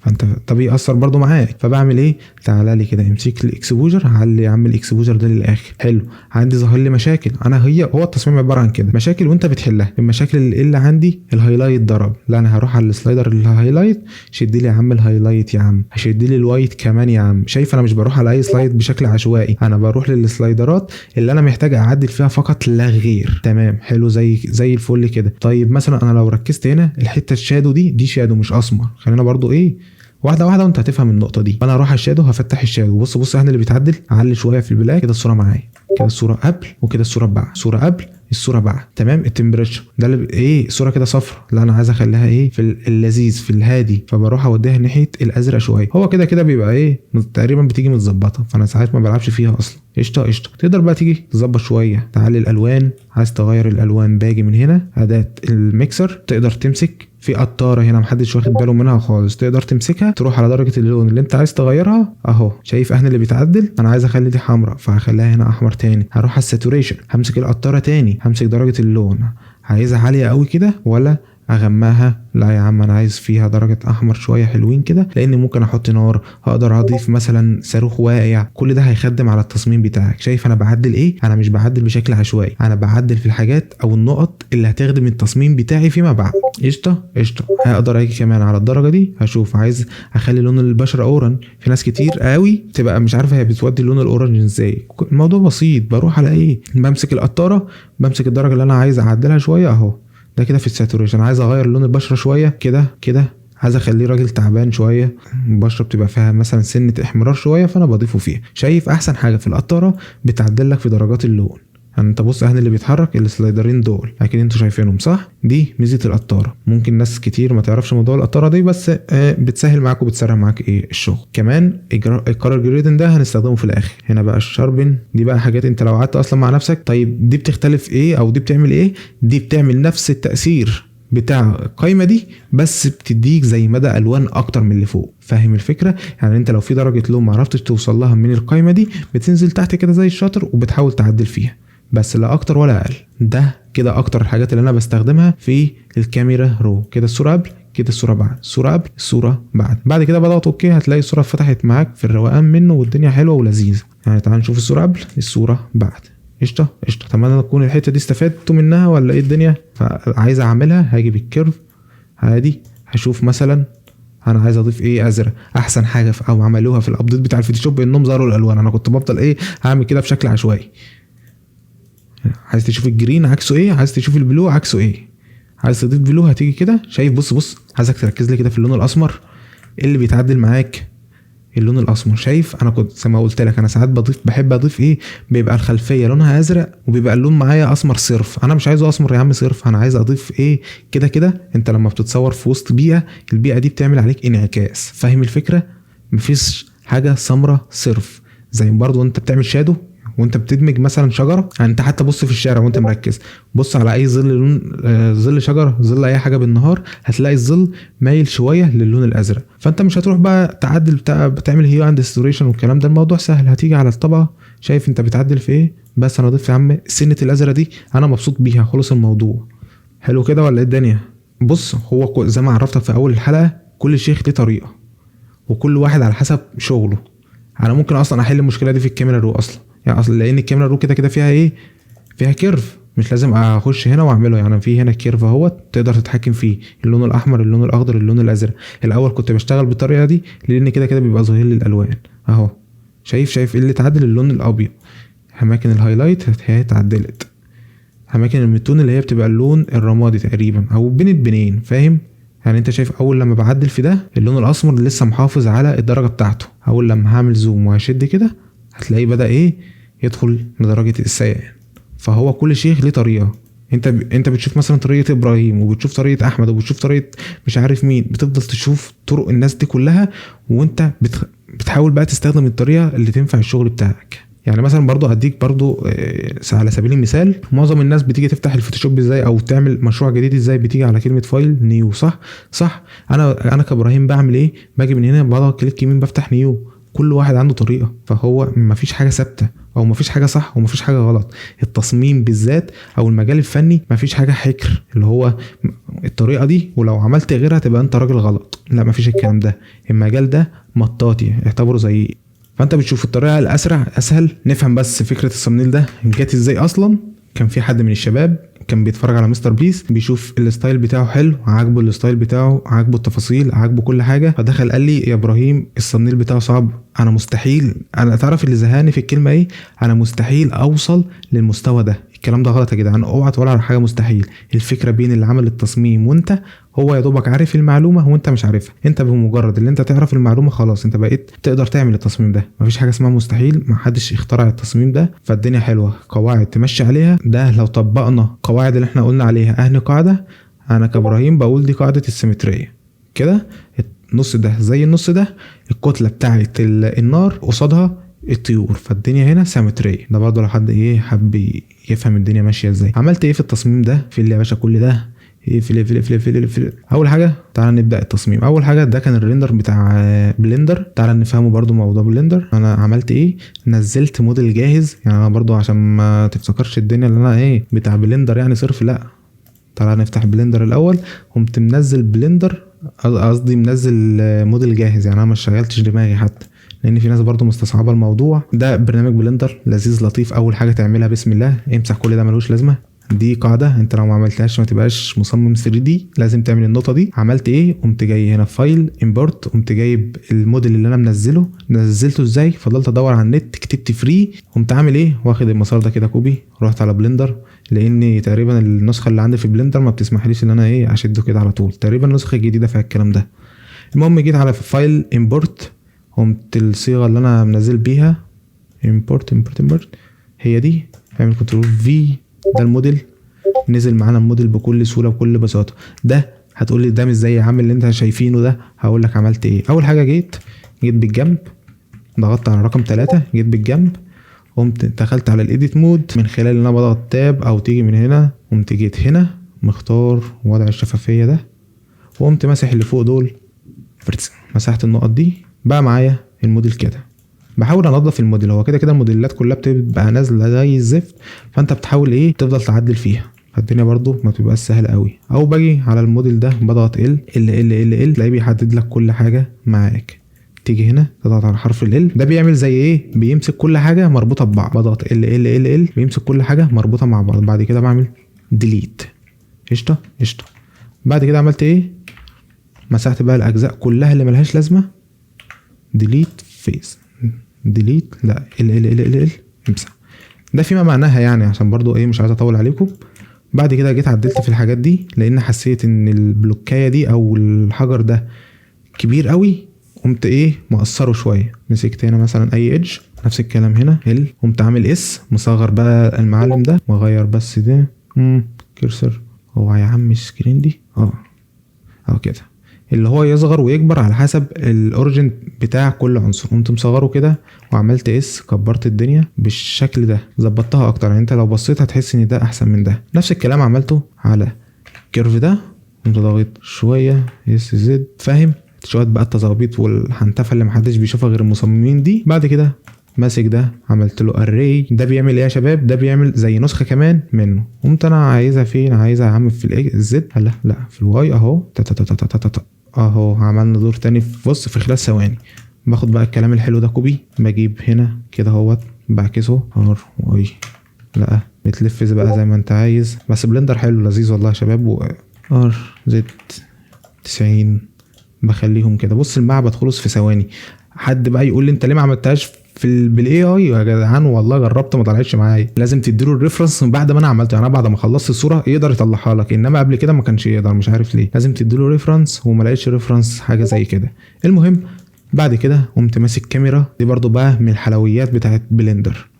هضغط زيرو، يقفل لي عم القفل ده، يرجع.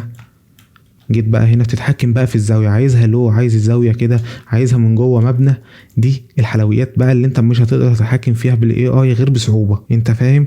هو اي نعم بقى بيغير دلوقتي الزوايا، بس مش بقوه البلندر بالشكل ده. كمان مش هتقدر تتحكم في الفوكال لينس بتاع العدسه، عايز الحاجه بعيده هتحسها ممطوطه، شايف المطه دي بسبب ان الفوكال لينس قليل. انا بكبره كده لحد ما بشوف حاجه مناسبه. بعد كده بعمل ايه؟ نيجي هنا فيو بورد، نخلي ده نشوف بس ايه اللي الكاميرا شايفاه. يعني هي بس انت لو معاك اساسيات بلندر خلص الموضوع قشطه يعني، فمش محتاج برضو ايه تتعنطز فيها. اخدت المنظور ده، تقدر بقى تعمل ايه؟ هقول لك تقدر تعمل ايه. تاخد الكلام ده كله سكرين شوت وتروح على اي موقع انت بتحبه، جيميناي، شات جي بي تي، اي موقع، تديله الصوره دي قول له حولها لي المعبد، خلص الموضوع. قول له حط لي اضاءه وسما والكلام ده هيحط لك. يعني انت شايف انت عملت ايه؟ يعني الموضوع ده ما خدش معانا حرفيا 10 دقايق. فاهم الفكره معايا ولا ايه الدنيا؟ اول حاجه ده البوست اللي انا كنت منزله عندي في لينكد ان، ده كده الموديل اللي انا عملته زي ده كده، كان موديل ازازه. اخترت من هنا لون الماتيريال والاضاءات، طلع لي الريندر ده في ثواني. خلصت برضو الموديل بالشكل ده. كمان عشان تعمل الالوان بالشكل ده تعمل ايه؟ هقول لك تعمل ايه. تقريبا بتيجي من هنا تختار اوبجكت راندوم، قصدي راندوم، هتلاقي الالوان جت معاك بشكل عشوائي، وبتفعل بقى من هنا كيرف وكمان الشادو لو انت عايز، عشان ده بيحل الشغل الصراحه وانت ايه شغال كده. هيطلع معاك ايه؟ الالوان الرايقه دي تمام زي اللي هي في الموقع عندي هنا. عملت البيت ده في شكل بثواني على بلندر، وهوب الطخ كتبت له شويه برومبت بالعربي طلع لي الكلام ده. فده كده الموقع وده الموقع. انا اخدت له سكرين شوت دلوقتي، قلت له ضيف سما وخلي المعبد كانه قديم. شايف الريندر طلع في ثواني ازاي؟ في ثواني. نبدا عند لينكد ان ده دي كده من الامثله اللي انا كنت جربت فيها الموضوع ده بقى قبل كده، ان انا كنت رندرت صوره سكرين شوت من بلندر. ده كده الرندر اللي احنا خلصناه مع بعض. وازاي عملت الالوان دي فيه؟ جيت من هنا خليتها بدل ماتيريال خليتها راندوم. الدنيا بسيطه وسهله. رحت للكاميرا، تقدر بقى تتحكم في الكاميرا زي ما عرفتك قبل كده. عايز تيجي يمين شمال فوق تحت اي منظور انت محتاجه. دي ميزه بلندر قشطه، ان انت تقدر تاخد اكتر من منظور. طيب الناس كتيره اكيد كارت الشاشه بتاعها عيان، الشاشه عندي بيموت والكمبيوتر كله بيموت. الشاشه عندي اصلا 4 جيجا، المهم يعني بيموت في الريندر برضو زي اي حد. عشان كده عملت الموقعين دول. تعال نبص على الريندر اللي انا عملته. اخدت سكرين شوت للسين اللي احنا لسه عاملينه سوا دلوقتي، كتبت له خلي المعبد قديم. بس هنا تقدر تعالى اوريك برضو الخيارات. عندك هنا السكشن ده الاضاءه او الدور او اندور دي لو حاجه جوه البيت بتاع، او الدور بره مش محتاجه. عندك هنا المود بتاع العام نايت ليل. عندك هنا الاضاءه باك فرونت لايت. دي الحاجات البيزك الاساسيه اللي انت تقدر تاخد بيها سكرين شوت تروح ترميها في الموقع يطلع لك ريندر زي ده وحطيتها هنا. بعد كده كتبت له في البرومبت خلي المعبد قديم اهو. ده المعبد. عملت ايه؟ عندك هنا صوره الشخص عادي قصيتها وعملت لها شويه انهانس، عشان كده تلاقي تحس ان الملامح شويه متغيره عشان مش معايا صوره الريفرنس الاصليه. دي كانت عندنا السما دي، ضفنا دي بفضل اجرب. فضلت كتبت سكاي على جوجل، رحت على موقع ياندكس، رحت على فريبيك، حاولت انزل الصور. تعالى اوريك الصور. هي دي الصور اللي انا استخدمتها. الصوره دي هحاول اسيب لكم بقى الصور دي لو انتوا حابين تعملوا الكلام ده. بعد ما عملت الصور دمجت اللي انا محتاجها، ودي الصوره اللي انا استقريت عليها تقريبا. بعد كده ظبطت الهيو اند ساتوريشن بتاعها تمام، لان حسيتها فاقعه قوي فقمت شادد شويه الهيو بتاعها. ظبطت شويه بس اللبس اتكرر. بعد كده ده مش عارف تقريبا كان الحمام، ده تقريبا كان الحمام هنشوفه. ده الحمام اهوت. ضفنا الحمام. كتبت بص على موقع BNG وينج، يعني انت دي الصوره الاصليه. تعالى اوريك الصوره. شويه نسور طايره، حتى القص بتاعها زي الزفت قشطه مفيش مشكله. ما عنديش مشكله لان كده انا هعمل عليها بلور. فالحاجه اللي هي انت مش هتعمل فيها تفاصيل ما تحرقش فيها وقت. يعني انا اول حاجه ضفنا السما، تاني برضو عشان الناس ما تتوهش مني، ضفنا السما ظبطناها. بتظبط السما زي ما انت عايز. ظبطنا الهيو بتاعها والساتوريشن بس لا اكتر ولا اقل. دي كده نقطه السما ظبطتها. اعرف اللي انت بقى اللي جاي معاك هيبقى سهل باذن الله. تمام. ده الصخر. تعال نسيبه دلوقتي. ده كده صوره المعبد من غير اي حاجه. هديك بقى التركايه. تعالى نمسح اللي انا عملتها. عايزك كده تبص لي على الحواف هنا هتحسها شرب. اول لما افعل البلور هتلاقيه اندمجت اكتر مع السما. تاني عشان الحته دي. شايف الدنيا هنا شاربه قوي ازاي؟ اول لما تعمل بلور هتلاقي الدنيا ساحت اكتر معاك في السماء. اول لما تبص عليها من بعيد هتلاقي الدنيا حلوه. بنعمل الكلام ده ازاي؟ تعالى هقول لك. تعالى نمسح دي ديليت. الكلام ده هينفعك اكتر في موضوع الاشخاص. الحواف بتاعتهم هتلاقيها ظبطت معاك وعملت معاك حاجه حلوه قوي قوي قوي. بعمل كده كنترول على السلكشن كله. بعد كده بروح فين؟ سيلكت موديفاي. بعد كده بدخل السلكشن جوه حاجه بسيطه 2 بكسل او حاجه. بعد كده بضغط كنترول شيفت اي. بعد كده باجي على فلتر بلور جازيان بلور. هتلاقي الدنيا عملت معاك بلور للاطراف فقط. انت يا دوبك بتعمل حاجه بلور بسيط برده ما تافورش. ده كده الريندر النهائي اللي احنا عملناه من بلندر. بعد كده ظبطت بقى شويه الحاجات دي ما كنتش عجباني. تمام.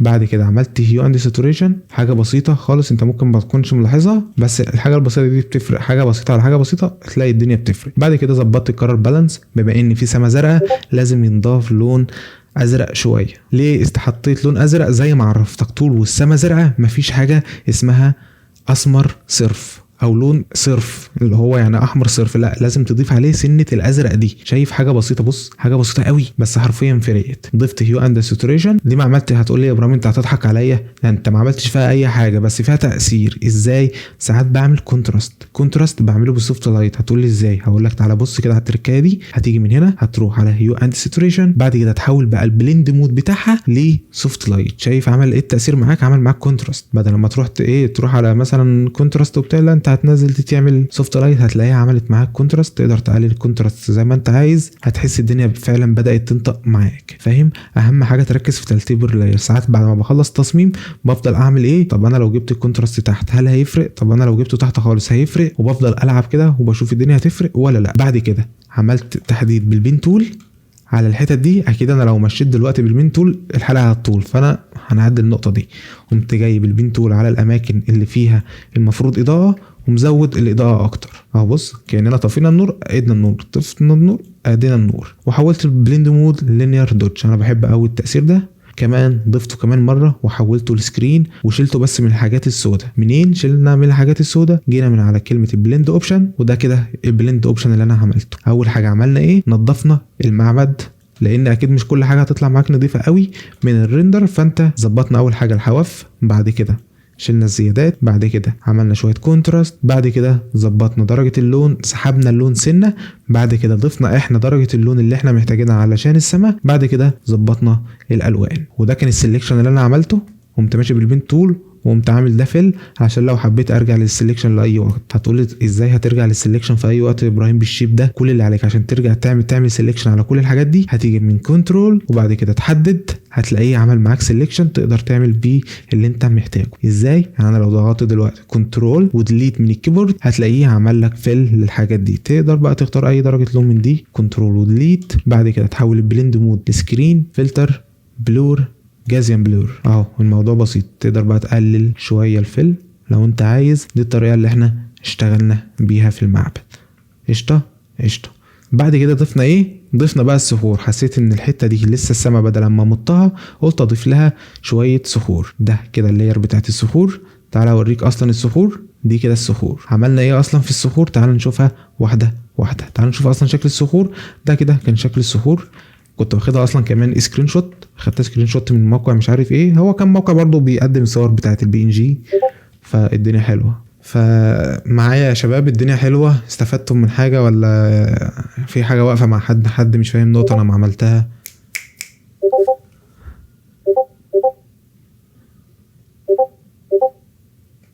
تحفه، لذيذ لذيذ. وقفنا لحته الصخور دي. كده الصخور هي كلها ايه؟ عملت الصخور دي ازاي؟ قمت جايب الصخره دي حولت ده لسمارت اوبجكت. تعالى هنا مغير بس البرسبكتيف بتاعه. عملناه ازاي؟ تعالى اقول لك برضو. باجي من كنترول تي وامسك كنترول من اي سلايدر من هنا كده كده كده كده كده كده. تفضل بقى تلعب في البرسبكتيف لحد اما تلاقي حاجه اتظبطت معاك بالشكل ده. بص بقت ولا كانها معموله في بلندر وانت ولا حطيت اي حاجه في بلندر. تقدر اصلا تضيف الكلام ده في بلندر. واخدتها كوبي كده كنترول تي كبرها عشان ما يبقاش كلهم نفس السكيل والدنيا تحسها متكرره. قشطه قشطه. اخدت بقى الاتنين دول كوبي واخدت تك تك تك تك تك. فضلت اعمل كوبي.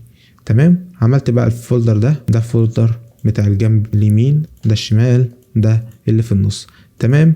بعد كده عملت تقريبا وحدت الالوان من خلال جريدينت ماب. قصدي معلش دي كده جريدينت ماب اللي انا عملتها. حاولت اخد الالوان من الحته دي. قشطه قشطه. بس كده يعني احنا عملنا ده. ظبطنا الحواف عشان برضو ما تبانش شارب قوي. نفس الكلام تقدر تعمل. انا عملت كمان؟ قفلت كل ده وعملت عليها بلور. ازاي؟ افتح يا باشا كل ده اهي. تمام. ده المعبد، دي الصخور. قمت واخد الصخور دي كنترول قفلنا الجروب كله حولناها لسمارت اوبجكت وجيت من على فلتر، بلور، جازيان بلور. حاجه بسيطه قوي زي اللي احنا عملناها في الحواف بتاعه المعبد. كده بقت الدنيا حلوه قوي قوي قوي قوي قوي لحد هنا. بعد كده عملت الفوق ده لانه كأن ايه الاضاءة نازلة هنا، بما ان المكان ده واسع ومكان قديم فبالتالي هيكون فيه اكيد في ضباب. عملت الضباب ازاي؟ اكيد سهلة بسيطة. قمت جايب برشاية، جايب هنا كتبت كلاود اللي لقيته عندي. زي ما عرفتك انا بحب اشتغل باي حاجة مش بفرشة معينة، انا اي حاجة بتشغل. باجي هنا اهو، باجي اقلل الفلو، ولا جرافيك تابلت ولا حاجة، يعني الدنيا برضو بسيطة. وعلشان تدي تطعيمة حلوة للضباب بتاعك مهما كان، حاول تحط فيه لون فاتح ولون غامق، لان الضباب ما بيكونش كله نفس الدرجة. يعني ايه؟ انا بختار درجة غامقة وبطعم بيها الضباب بتاعي. يعني تعالى بص شكل الضباب كده، تحس ان الدنيا منورة قوي. لا انا بقفله بشوية ضباب لونه غامق، هتلاقي الدنيا حلوة قوي معاك بالشكل اللي انت شايفه قدامك ده. قشطة قشطة. ده كده بعد ما حطينا بقى النباتات وكده وقفلنا بالكاميرا رو. بس قبل برضو ايه ما نشرح موضوع النبات ده، نرجع ايه الضباب وغمقنا الحتت دي. تمام. غمقتها ازاي؟ قمت ماسك هنا عامل اكسبوجر، جايب اكسبوجر بسيط خالص كده، وكنترول اي، ومسكت بالبرش باي برش، اي برش. بص ما تصعبش الدنيا على نفسك. وغمقت الايه الاماكن دي، ومن غير جرافيك تابلت برضو، لان الدنيا بحس ان في ناس بتصعب الدنيا على نفسها. وقمت ماشي بالشكل ده، يا دوبك بغمق ايه الاماكن دي. بس انت اكيد هتمشي بايه شكل انضف من كده. وخد وقتك، الحاجات دي طول وانت بتديها وقت هتديك شغل نضيف في الاخر. اديها وقت. نقفل بقى ده كده، فتحنا الضباب كده، خلصنا المعبد. اول حاجه عملتها ايه؟ دي كده الاعدادات اللي انا عملتها. حسيت ان الدنيا غامقه، لما عليت الاكسبوجر شويه اللي ضرب مني اللون الابيض، قمت مرجع اللون الابيض والشادو، وضفت عليها سنه ازرق. شايف حاجه 9%، حاجه بسيطه قوي قوي قوي. الارقام دي يا شباب بتتلعب فيها بنسب صغيره جدا جدا جدا جدا. بس ما لعبتش في حاجه تحت تقريبا. كل اللي انا ظبطته الاعدادات اللي قدامك دي، وشرحناها في اول السيشن. بعد كده ضغطت اوكي. قشطه قشطه. بعد كده عملنا ايه؟ عملنا بالجنريتد فيل، عملنا ماسك، وقلنا له اجعله يرتدي قميص مقطع. اديها لك في التريكاه في ثواني. بص كده قبل وكده بعد كده قبل. فالموضوع لذيذ قوي قوي قوي وسهل. انت تخيل انت عشان تعمل الكلام ده من غير الاي اي، فالموضوع كان هياخد منك وقت طويل قوي قوي قوي قوي قوي. قشطه قشطه. بعد كده كمان هنا لو انت عايز تعرف الطريقه لو عايز انت مثلا ما عندكش الاي اي وعايز تعرف الطريقه اللي انت بتقطع بيها الهدوم، سهله يا عم، مش هحرمك من حاجه برضه. تيجي باي الطريقه دي. انا اصلا بطلت استخدمها بسبب الاي اي، فلان الاي اي بيوفر ايه معايا الموضوع ده. باجي من هنا تك تك تك تك تك تك، بعمل اي حته بقطع منها. بعد كده املاها باي فيل، كنترول اي. بعد كده باجي على فلتر جاليري. قشطه قشطه. لا نسينا خطوه مهمه قوي قوي قوي. تعمل ايه كنترول، بتعمل عليها كده تحديد. بعد كده تعمل ماسك. بعد كده تتاكد ان انت واقف على الماسك. بعد كده تيجي على فلتر جاليري. اهم حاجه تعمل الكلام ده على الماسك. بعد كده بتيجي هنا بتختار من البرشات دي اي حاجه بتبين انه كان مقطوع. لا من هنا، كان من هنا كده. شايف انت القطع ده كان لو عملته انت بالفرشه او بالبرش كان هيطلع معاك بشكل مش احسن حاجه. فهو هنا الاختصار ده سهل عليك الدنيا. شايف خلى الدنيا مقطوعه.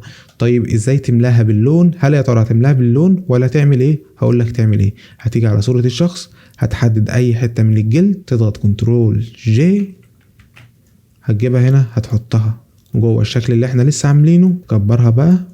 شايف كأنك عملت حته متقطعه من الهدوم. عشان بقى تكمل الواقعيه اكتر، تيجي من هنا تعمل دروب شادو، او قصدي انر شادو مش دروب شادو. تقلل كده السكيل شويه، تختار درجه لون غامقه من نفس درجه لون الجلد، تحول البليند مود للمالتيبلاي. اكيد 100% يكون عندك ايه مالتيبلاي بالشكل ده، تحس ان الهدوم فعلا متقطعه. عايز تكمل بقى الاكشن بتاعك، تقدر تجيب البرش وتكمل انت ايه شويه حاجات بايدك كده. بص كده.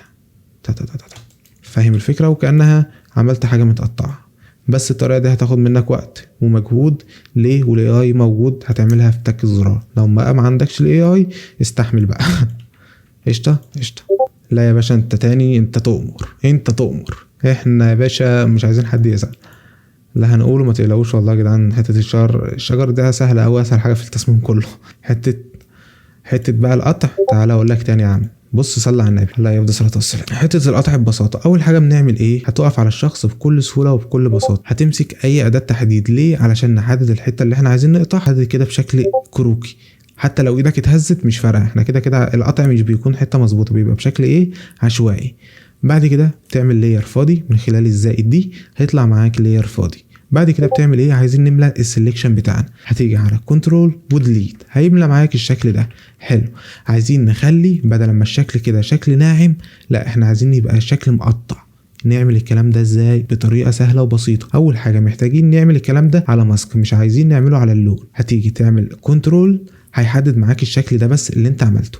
انت لو عايز تحدد اي حاجه في الفوتوشوب هتقف على اللاير وتضغط عليها كنترول، هتلاقيه عمل لك عليها سيلكشن بالشكل ده. وقفنا عليها هتيجي من الاداه الصغننه دي وهتعمل لها ماسك. حلو كده، حلو كده. هتروح على فين؟ فلتر جاليري اللي محدش بيعبرها خالص في الفوتوشوب، الحته المظلومه. عندك هنا شويه حاجات تقدر تعدل فيهم. هيبقى معاك مقفول كده. قشطه قشطه. هتيجي فين؟ عارف كلمه براش ستروك؟ تيجي تقف عليها وتختار اي حاجه من دي. يعني انت عندك دي عامله زي خيط كده، فاهم شايف؟ فاهم الفكره؟ دي عامله زي تقطيعه جامده، دي تقطيعه بسيطه. تقدر تتحكم اصلا من هنا. كل حاجه في الفوتوشوب هتلاقي فيها في اليمين سلايدرات تقدر تتحكم فيها. النعومه حاجه زي كده، انا شايف حاجه زي كده تمام. بضغط كلمه اوكي. كده احنا عملنا القطع بتاعت الراجل زي الفل. عايزين بقى نكمل جوه القطع بتاعه لون البشره. فنجيب اصلا البشره منين؟ سهله وبسيطه. هتيجي تاخد اي حته باينه من جسمه، حتى تقدر تاخد حته من ايده، حته من الايد التانية، حته من رجله لو باينه لو انت حابب. بعد كده بتاخد تيجي تك تك تك تك من هنا تضغط كنترول جي. ليه بنضغط اصلا كنترول جي؟ لان بنقول لفوتوشوب خد السلكشن ده وحطه في لاير لوحده.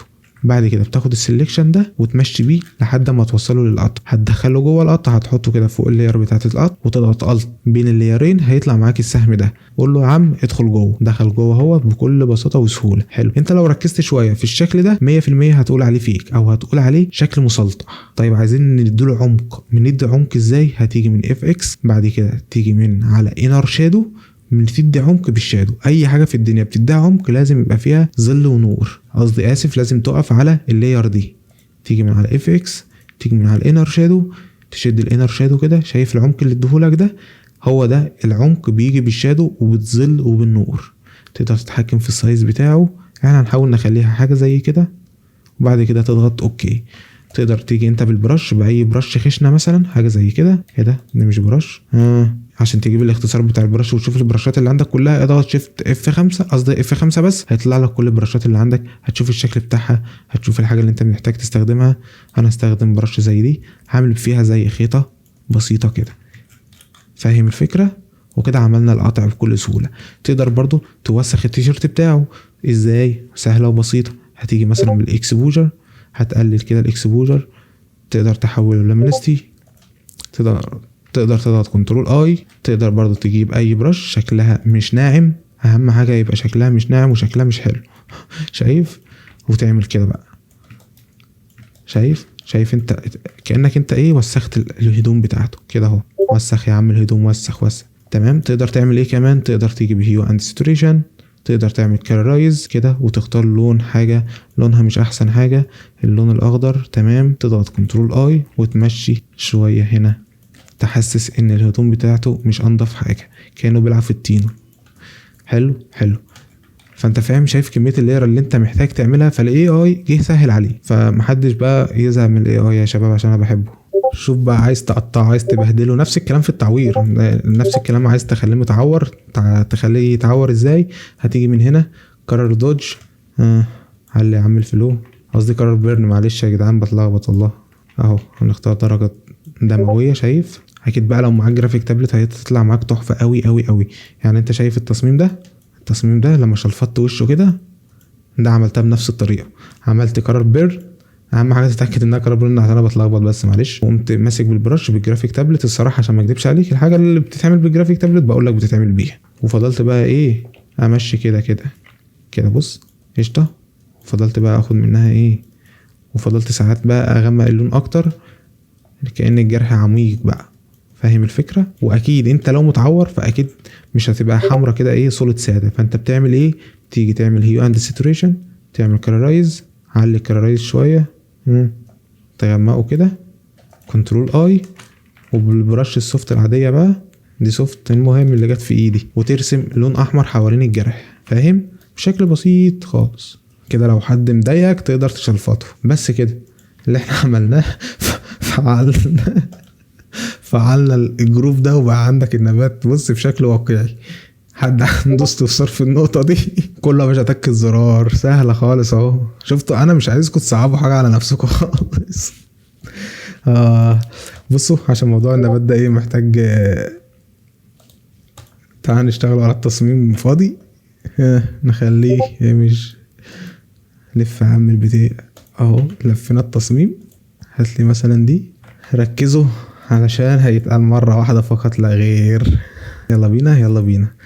بص موضوع النبات بكل سهولة بكل بساطة، النبات بيتكون من ايه؟ غصن شجرة بيطلع عليه نبات، بس كده. الموضوع سهل وبسيط. ازاي بقى نعمل غصن الشجرة وازاي نطلع منه ورق شجر؟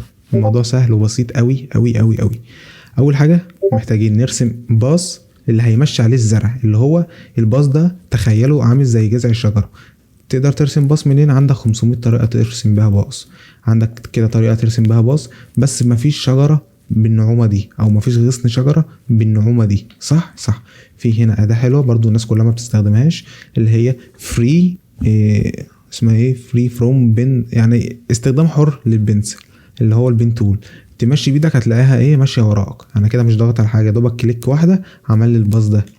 فاهم الفكرة؟ حاول افتح الفوتوشوب علشان تفهم قصدي. يعني انا بضغط يا دوبك بس وان كليك وبفضل امشي، هتلاقيها ماشية وراك كده، هتلاقيه عمل لك الشجرة دي. فانا بعمل ايه؟ عادي بعمل الفرع الرئيسي اهو اللي انا عايزه يتمشى عليه، بعد كده بطلع منه الفروع بتاعة الشجرة. كده فرع اهو، كده فرع اهو. وعادي لو ايدك اتهزت، ده هي حلاوتها لو ايدك اتهز. بعمل فرع صغنون هنا. شوف بقى، طلع الفنان اللي جواك. انا فضلت ارسم فيها سنة علشان تطلع في التصميم اللي انتوا شفتوه. تعال نجيبه. بعد كده احنا محتاجين ورق الشجر اللي احنا هنحطه اصلا في الغصن ده. ازاي نضيفه؟ الموضوع بسيط. تقدر تروح تجيب اي غصن او اي صورة لورق شجر باتر بالشكل اللي قدامك ده. تمام تمام. اهم حاجة تتأكد انه في شوية سيمترية. ليه؟ لاننا لو جينا فيو باتر فيو اضغط اوكي، شايف عمل لك هنا؟ شايف في تحس ان في حين الحته دي مقطوعه. هي لها حلول بس هتاخد وقت، بس انا بقول لك من اولها اهو. حاول تدور على باترن يكون، تعالى بس نلغي الفيو ده. تحاول تدور على باترن يكون في سيمتريه شويه. بعد كده بتعمل ايه؟ بتيجي من على كلمه اديت، بعد كده بتروح على حاجه اسمها باترن. هنا اللي انت بتعمل ده كباترن، تقدر تسميه اي حاجه. 1 2 3 4 يا عم اهو. كده ضفنا الباترن بتاعنا كده ورسمنا الغصن. كده رسمنا الغصن وكده رسمنا الباترن بتاعنا. ازاي نجيب بقى الباترن بتاعنا نمشيه على الباص ده؟ الموضوع بسيط سهل قوي قوي. في اداة برضو ناس كتير ما بتستخدمهاش اسمها باترن سناب تول. هتقف عليها بالشكل ده وهتقف على لاير فاضي علشان تقدر تنزل عليها الباترن. اضغط بس انتر هتلاقيه ماشيه بالشكل ده. ايه رايك؟ شكلها جميل حلو صح؟ يلا بينا. عايزين حاجه؟ بهزر. ليه عمل الشكل ده؟ لسببين. اول حاجه انت ما اخترتش الباترن اللي احنا عاملينه ده. الباترن اللي احنا عاملينه هو اختار كده الباترن الديفولت اللي موجود اصلا في الفوتوشوب، احنا مش عايزينه. لا يا عم، اختار الباترن اللي احنا لسه عاملينه، كده احنا مش جايبينه نلعب بيه. وليه عمله بالشكل الوحش ده؟ لان احنا مختارين لو ركزت الاداه الفرشه العاديه. لا انا مش عايزها يا عم بالاداه الفرشه، احنا عايزين ورق شجر. فبالتالي تروح تدور على اي برش فيها ورقه شجر. تمام. انا والله عشان ما اضحكش عليك انا مش فاكر بالظبط اهني برش انا استخدمتها. انا بفضل اعمل ايه؟ بفضل اجرب كل البرش اللي قدامك دي لحد ما الاقي حاجه ظبطت معايا. انا ما عنديش برش معينه، دي شبه ورق الشجر قشطه. بعد كده بتيجي على مثلا سناب شيب، تحاول تعدل شويه تخلي حاجه صغيره حاجه كبيره، لان كده كده اصلا الحاجات دي بتبقى بشكل عشوائي. مفيش ورق شجر حاجه زي كده قشطه زي الفل. حلو كده. حاول بقى تصغر البرشايه من حرف الجيم او من كلمه سايز دي عشان تشوف شكل الباترن بتاعك. بعد كده اضغط انتر هتلاقيها مشيت معاك على اغصان الشجر. تعالى اللي عملت كده عشان البرشايه كبيره، صغر البرش لحد ما تلاقيها مشيت معاك بالشكل ده. بص الموضوع بسيط وسهل قوي قوي قوي. اللي عملنا باص، بعد كده عملنا الباترن، بعد كده اخترنا برشايه حلوه علشان تمشي عليها الباترن بتاعك. هل يا ترى كده بس؟ اكيد لا. عملت كمان لير وصغرت البرش اكتر، وعملت من هنا العشوائية تكون اكتر من كده، وكترت العدد اكتر. بعد كده ضغطت انتر علشان يديك شكل مختلف. ليه؟ عشان لما اجي اعمل كده كنترول واحركه شوية كده يديني الشكل اللي انت شايفه ده. بعد كده عملت دروب شادو وخليت السايز بتاعه حاجة خفيفة، واخترت درجة لون غامقة من نفس الشجر. بعد كده عليت السايز شوية حاجة بسيطة، وبقى معاك كده شكل ورق الشجر. تعالى مثلا نعمله مثلا على ايه، على ده. باجي بأداة البين تول بنعمل زي غصن الشجر، هنمشيه زي كده كده اهو. يا عم مشينا. بعد كده هيبقى نازل من هنا شوية، هيبقى ماشي من هنا شوية كده. حاول تمشي على كيرفات الشيب اللي انت هتعمله، يعني هو اكيد هنا في كيرف فبمشي عليه. نفس الكلام بمشي على الحواف دي اللي هتديك ايه الواقعية. اداة الباترن سناب تول، بختار نوع برش حلوة وبلعب في الاعدادات دي عشان تكون بشكل عشوائي بالشكل اللي انت شفته معايا ده. تمام تمام. بعد كده بضغط انتر، هتلاقيه ماشي على اخر شيب انت عملت. بص ليه مش ماشي على كله؟ لاننا واقفين على ده. لا انا بلغي تفعيل اي سيلكشن انا واقف عليه من اداه. تقف على الاداه دي وتلغي، تخلي ما فيش اي حاجه متفعله. تعمل لاير، تروح اداه الباترن، اضغط انتر، هتلاقيه ماشي معاك. ليه ماشي كده؟ صغر لي يا باشا البرشايه. شايف ماشي ازاي؟ عشان تضيفه بشكل واقعي هتعمل كمان لاير. بعد كده اضغط تكبر او تصغر في برشايه، انتر. بعد كده تمسك ده تخليه هنا شويه كده. بعد كده تعمل دروب شادو، تخلي السايز كده، تخلي لو ركزت عليه من بعيد. تعالى نلغي التحديد بتاعنا اهو. شايف كأنها فعلا الزرعه طالعه في الصخره دي. تحفه. طب خلاص زي الفل. تعالى بقى نكمل باقي التصميم بتاعنا. ده كده كنت عملت انهانس. بعد ما خلصت بقى التصميم بتاعي كله قمت رايح اعمل له انهانس، وهو غير شويه في ملامح الوش بالشكل ده. قمت شايل بس من الحاجات اللي هي اتغيرت، وقمت ظابط بس كده الانهانسايه الحلوه بتاعتي، وقمت جاي مظبطها على الوش كده، وقمت مظبط باقي الحاجات. فاهم؟ واخد لي بالك انت؟ بعد كده رجعت التصميم، ظبطت بقى التصميم في الكاميرا رو. تعال نبص على الكاميرا رو.